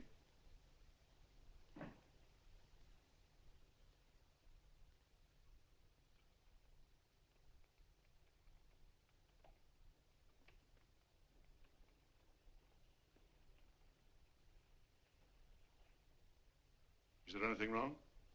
No, nothing's wrong. Everything's fine. So there's going to be a new order of things, huh? Everybody's going to cut himself a nice fat slice of the John Does, eh? You forgot one detail, Mr. Big Shot. You forgot me, the prize stooge of the world. Why, if you or anybody else thinks he's going to use the John Doe clubs for his own rotten purpose, he's going to have to do it over my dead body. Oh, hold on a minute, young man. Hold on. That's rather big talk. I started the John Doe clubs with my money, and I'll decide whether or not they're being properly used. No, you won't. You're through deciding anything. And what's more, I'm going down to that convention, and I'm going to tell those people exactly what you and all your fine feathered friends here are trying to cook up for them. And I'm going to say it in my own words this time. Stop it, baby. You ruined us, D.B. Wait a minute, fella. My uncle wants to talk to you. Listen to me, my son. Before you lose your head completely, may I remind you that I picked you up out of the gutter and I can throw you right back there again? You've got a nerve accusing people of things. These gentlemen and I know what's best for the John Does of America, regardless of what tramps like you think. Get off that righteous horse of yours and come to your senses. You're the fake. We believe in what we're doing. You're the one that was paid the 30 pieces of silver. Have you forgotten that? Well, I haven't. You're a fake John Doe, and I can prove it. You're the big hero that's supposed to jump off tall buildings and things. Do you remember? What do you suppose your precious John Does will say when they find out that you never had any intention of doing it, that you were being paid to say so? You're lucky they don't run you out of the country. With the newspapers and the radio stations that these gentlemen control, we can kill the John Doe movement deader than a doornail. We'll do it, too, the moment you step out of line. Now, if you still want to go to that convention and shoot your trap off, you go ahead and do it.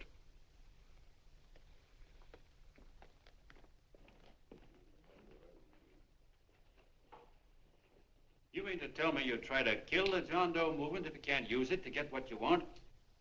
You bet your bottom dollar we would.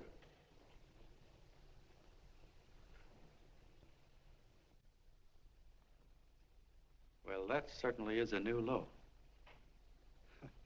I guess I've seen everything now. You sit there back of your big cigars and think of deliberately killing an idea that's made millions of people a little bit happier. An idea that's brought thousands of them here from all over the country, by bus and by freight and jalopies and on foot, so they could pass on to each other their own simple little experiences. Why, look, I'm just a mug and I know it, but I'm beginning to understand a lot of things. Why, your type's as old as history. If you can't lay your dirty fingers on a decent idea and twist it and squeeze it and stuff it into your own pocket, you slap it down. Like dogs, if you can't eat something, you bury it. Why, this is the one worthwhile thing that's come along. People are finally finding out that the guy next door isn't a bad egg. That's simple, isn't it? And yet a thing like that's got a chance of spreading till it touches every last doggone human being in the world, and you talk about killing it. Why, when this fire dies down, what's going to be left? More misery, more hunger, and more hate. And what's to prevent that from starting all over again? Nobody knows the answer to that one, and certainly not you with those slimy, bollocksed-up theories you got. The John Doe idea may be the answer, though. It may be the one thing capable of saving this cockeyed world. Yet you sit back there on your fat hulks and tell me you'll kill it if you can't use it. Well, you go ahead and try. You couldn't do it in a million years with all your radio stations and all your power. Because it's bigger than whether I'm a fake. It's bigger than your ambitions, and it's bigger than all the bracelets and fur coats in the world. You bet it is, John. And that's exactly what I'm going down there to tell those people. A minute, you ungrateful rat. My uncle's been too good. He's getting away. Give me the bullet. John!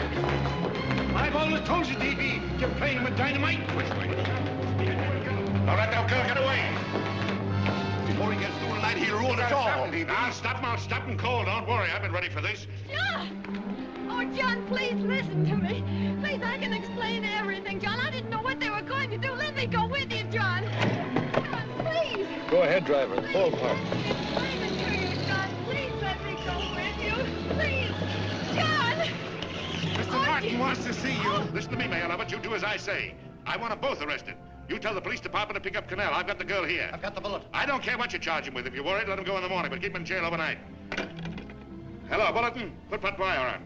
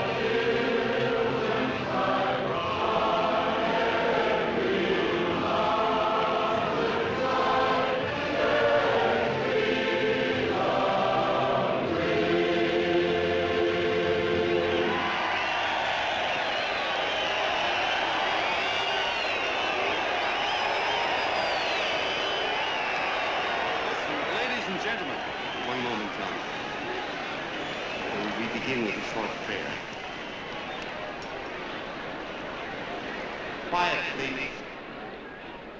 Ladies and gentlemen, let us have a moment of silent prayer for the John Does all over the world, many of whom are homeless and hungry. Rise, please. Everybody rise.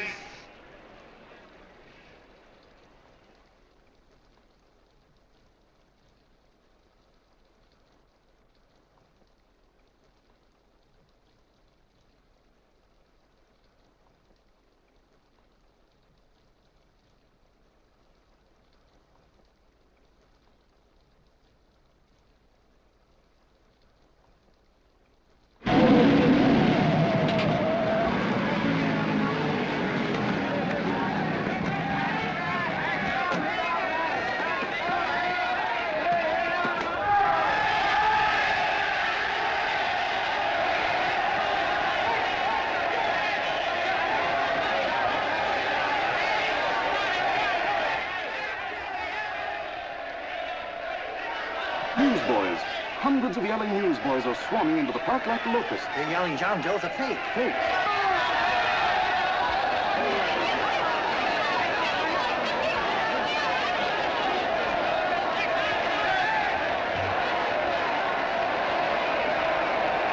Federal investigation urged by Chamber of Commerce. How could he be a fake? It must be some kind of a gag. A what? A gag. A gag.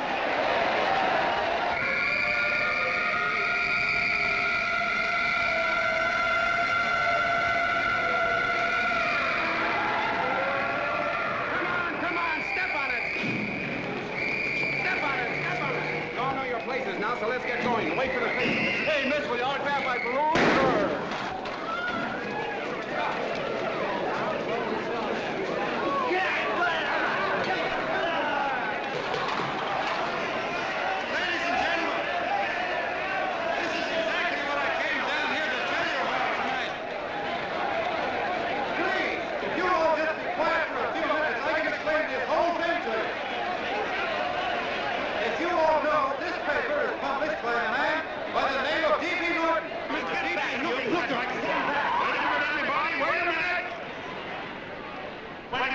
Gentlemen, my name is D.B. Norton. You all know me. I accuse this man of being a faker. We've been taken for a lot of suckers, and I'm the biggest of the lot. I spent a fortune backing this man in what I believe to be a sincere and worthy cause, just as you all did. And now I find out it's nothing but a cheap racket cooked up by him and two of my employees for the sole purpose of collecting dues from John Does all over the country. That's a lie. It's not a lie. Nickels and dimes to stuff into their own pockets. You can read all about it in the newspapers there. That's a lie. Listen, ladies and gentlemen, don't believe what... This man had no intention of jumping off the top of a building. He was paid to say so. Do you deny that? That's got nothing to do with it. Were you paid for it or weren't you? Yes, I was paid, but there And what about the suicide note? You didn't write that either. What difference Did you write it or didn't you? No, I didn't write it. Now, you bet your life you didn't. You look in your papers, ladies and gentlemen, and you'll find Miss Mitchell's signed confession that she was the one who wrote it. Listen, folks, it's a fact that I didn't write the letter. There, you see, he admits it. You're a fake John Doe. Now, for what you have done to all these good people, they ought to run you out of the country. And I hope they do it.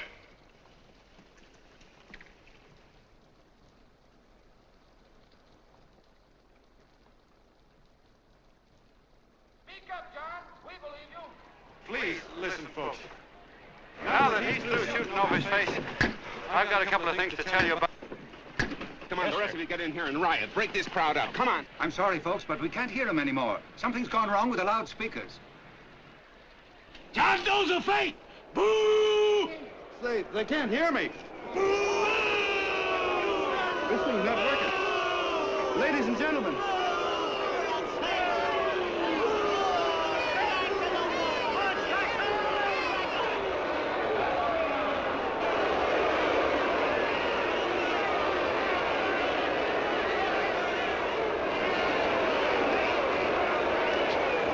This thing's bigger than whether I'm a fake. Look, Kirk, you believe me, don't you? Sure, I believe you. Walking my legs off, digging up 5,000 signatures for a phony. Well, there you are, Mr. Doe. 5,000 names asking you not to jump off any roof. It makes no difference, Bert. The idea's still good. We don't have to give up our club. Yeah, well, you can have it. They're starting to throw things. Somebody's going to get hurt. I'm afraid it'll be John Doe. Listen to that mob. I've got to go to him. All right, lady. Can't let you out. Let me go. I want to go to him. Oh, please. Please let me go. They're crucifying him. I can help him. Sorry, sister. We got orders to hold. Orders from who? Can't you see it's a framer? And oh, Mother, they won't let me go. They won't let me go. Listen, folks. You gotta listen to me, everybody. Back to the jungle, you hobo. Trust another racket. Stick to your clubs. We've been fed baloney so long, we're getting used to it.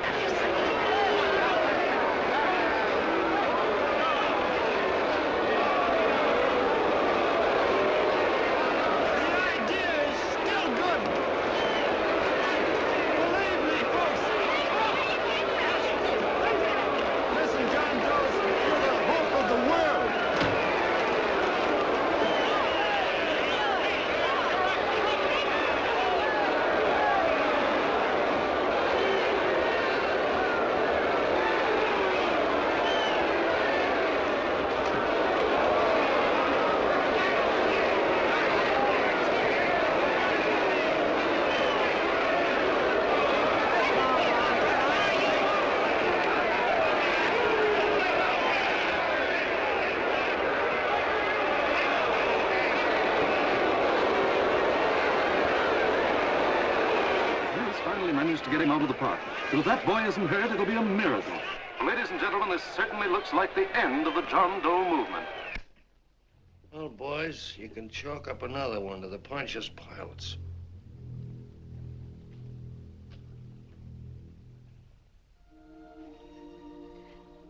I should have been there. I could have helped him. He was so all alone. A lot of us are going to be mighty ashamed of ourselves after tonight. We certainly didn't give that man much of a chance.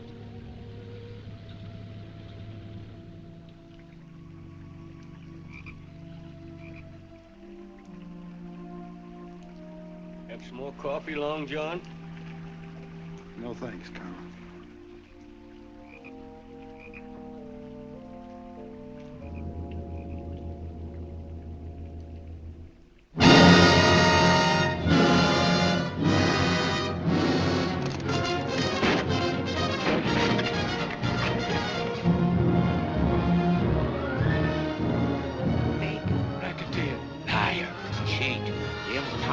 Why don't you jump? Christmas Eve at midnight.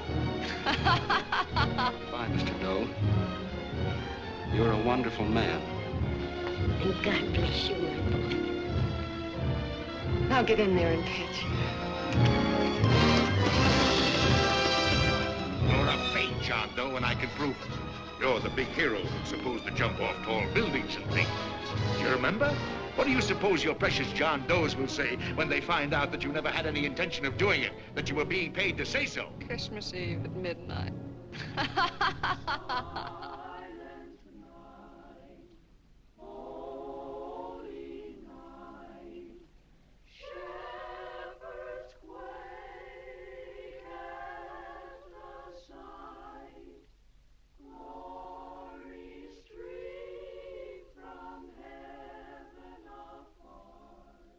Merry Christmas, son. Merry Christmas.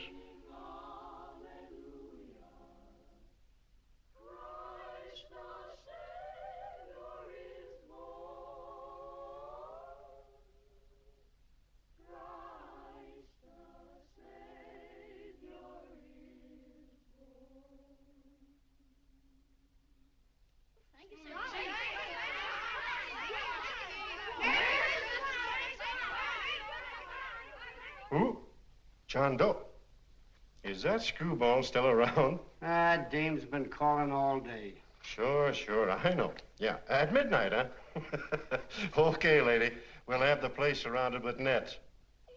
They're laughing at me.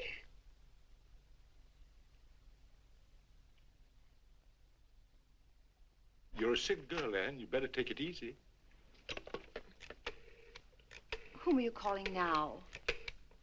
You called that number not 10 minutes ago. Hello, Mr. Cannell. Have you seen him yet? Have you... Now listen, Ann, he can't possibly get in without our seeing him. I'm watching the side door and the colonel's out front, so stop worrying. Oh. Thank you.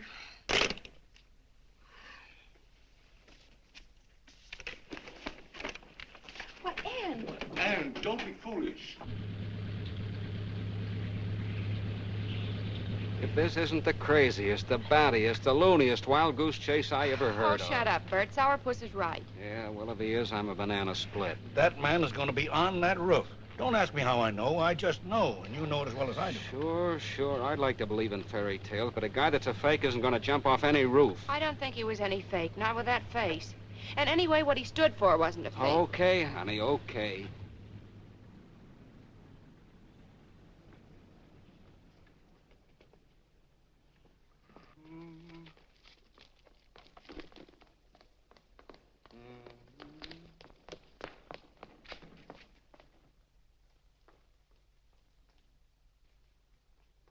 Elevators ain't running. Colonel, You shouldn't have got out of bed, miss. has he been here? No. Have you seen him? I ain't seen him for a week. Where's Cannell? He's watching the other door. Oh, gee, you're swell. Oh. No sense in going up there. I've been here for hours. He ain't here. Let me go, will you? Now, that's crazy. It's 14 floors.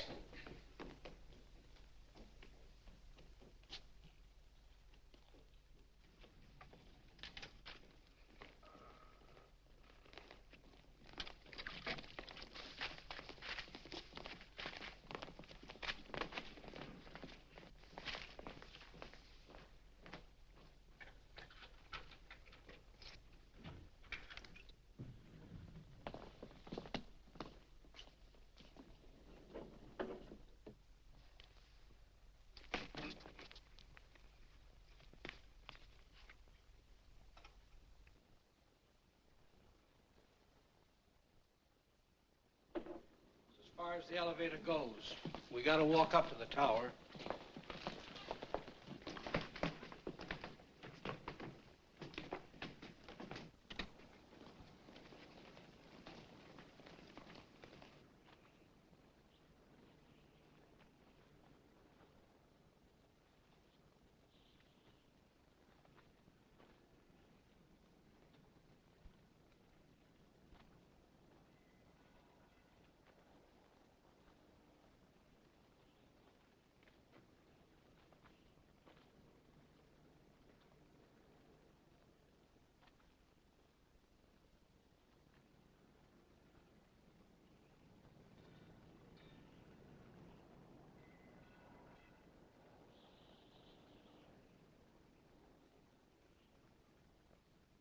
That tramp was probably full of Christmas cheer and asleep in some flop house. Let's go. I've got to decorate my tree.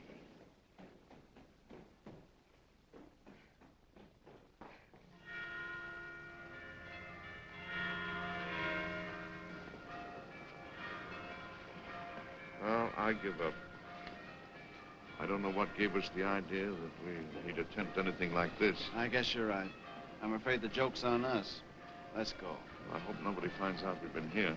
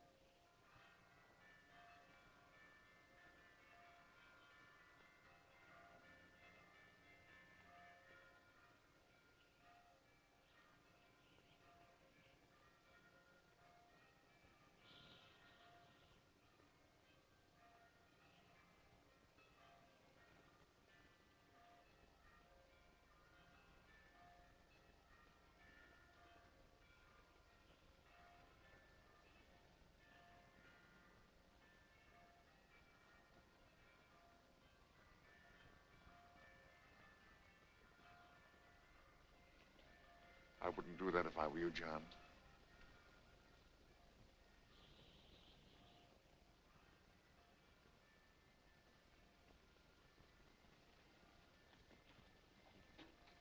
It'll do you no good.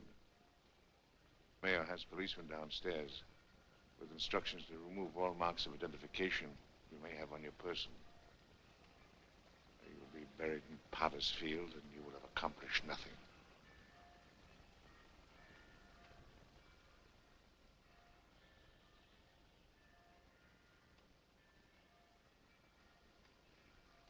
I've taken care of that.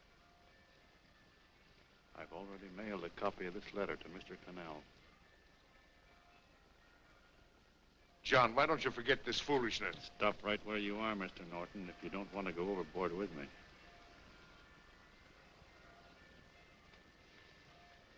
I'm glad you gentlemen are here. You killed the John Doe movement, all right. But you're going to see it born all over again.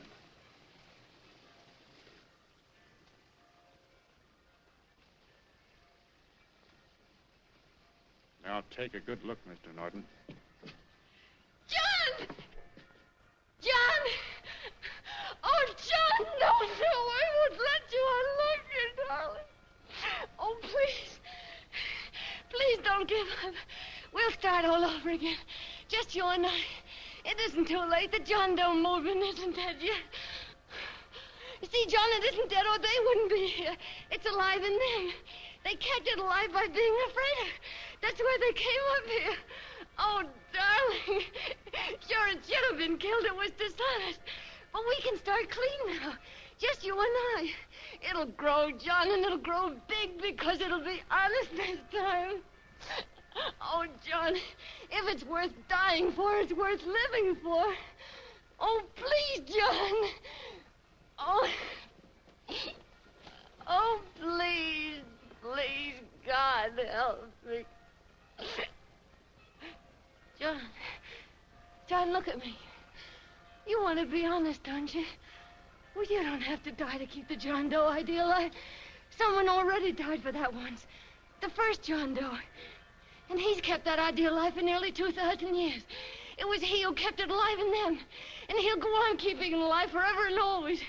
For every John Doe movement these men kill, a new one will be born. That's why those bells are ringing, John. They're calling to us. Not to give up, but to keep on fighting, to keep on pitching. Oh, don't you see, darling? This is no time to give up. You and I, John, we... Oh, no. No, John. If you die, I want to die, too. Oh, I love you. Oh, John.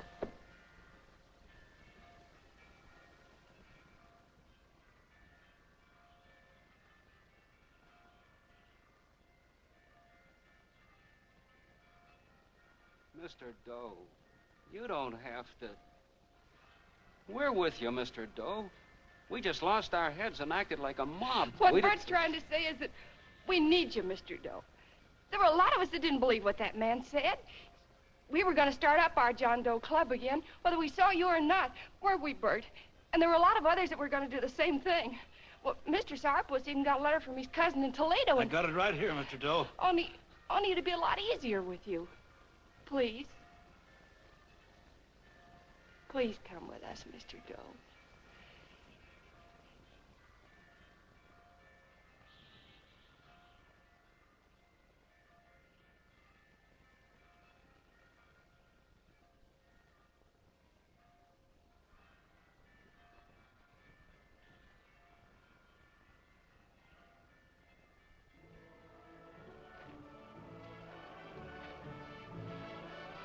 Long John. Mr. Doe. Here, we'll help you with it. She'll be all right. Mr. Doe, take her right down to the car. And right up. Oh, we got a car right down. They are, Norton, the people. Try and lick that.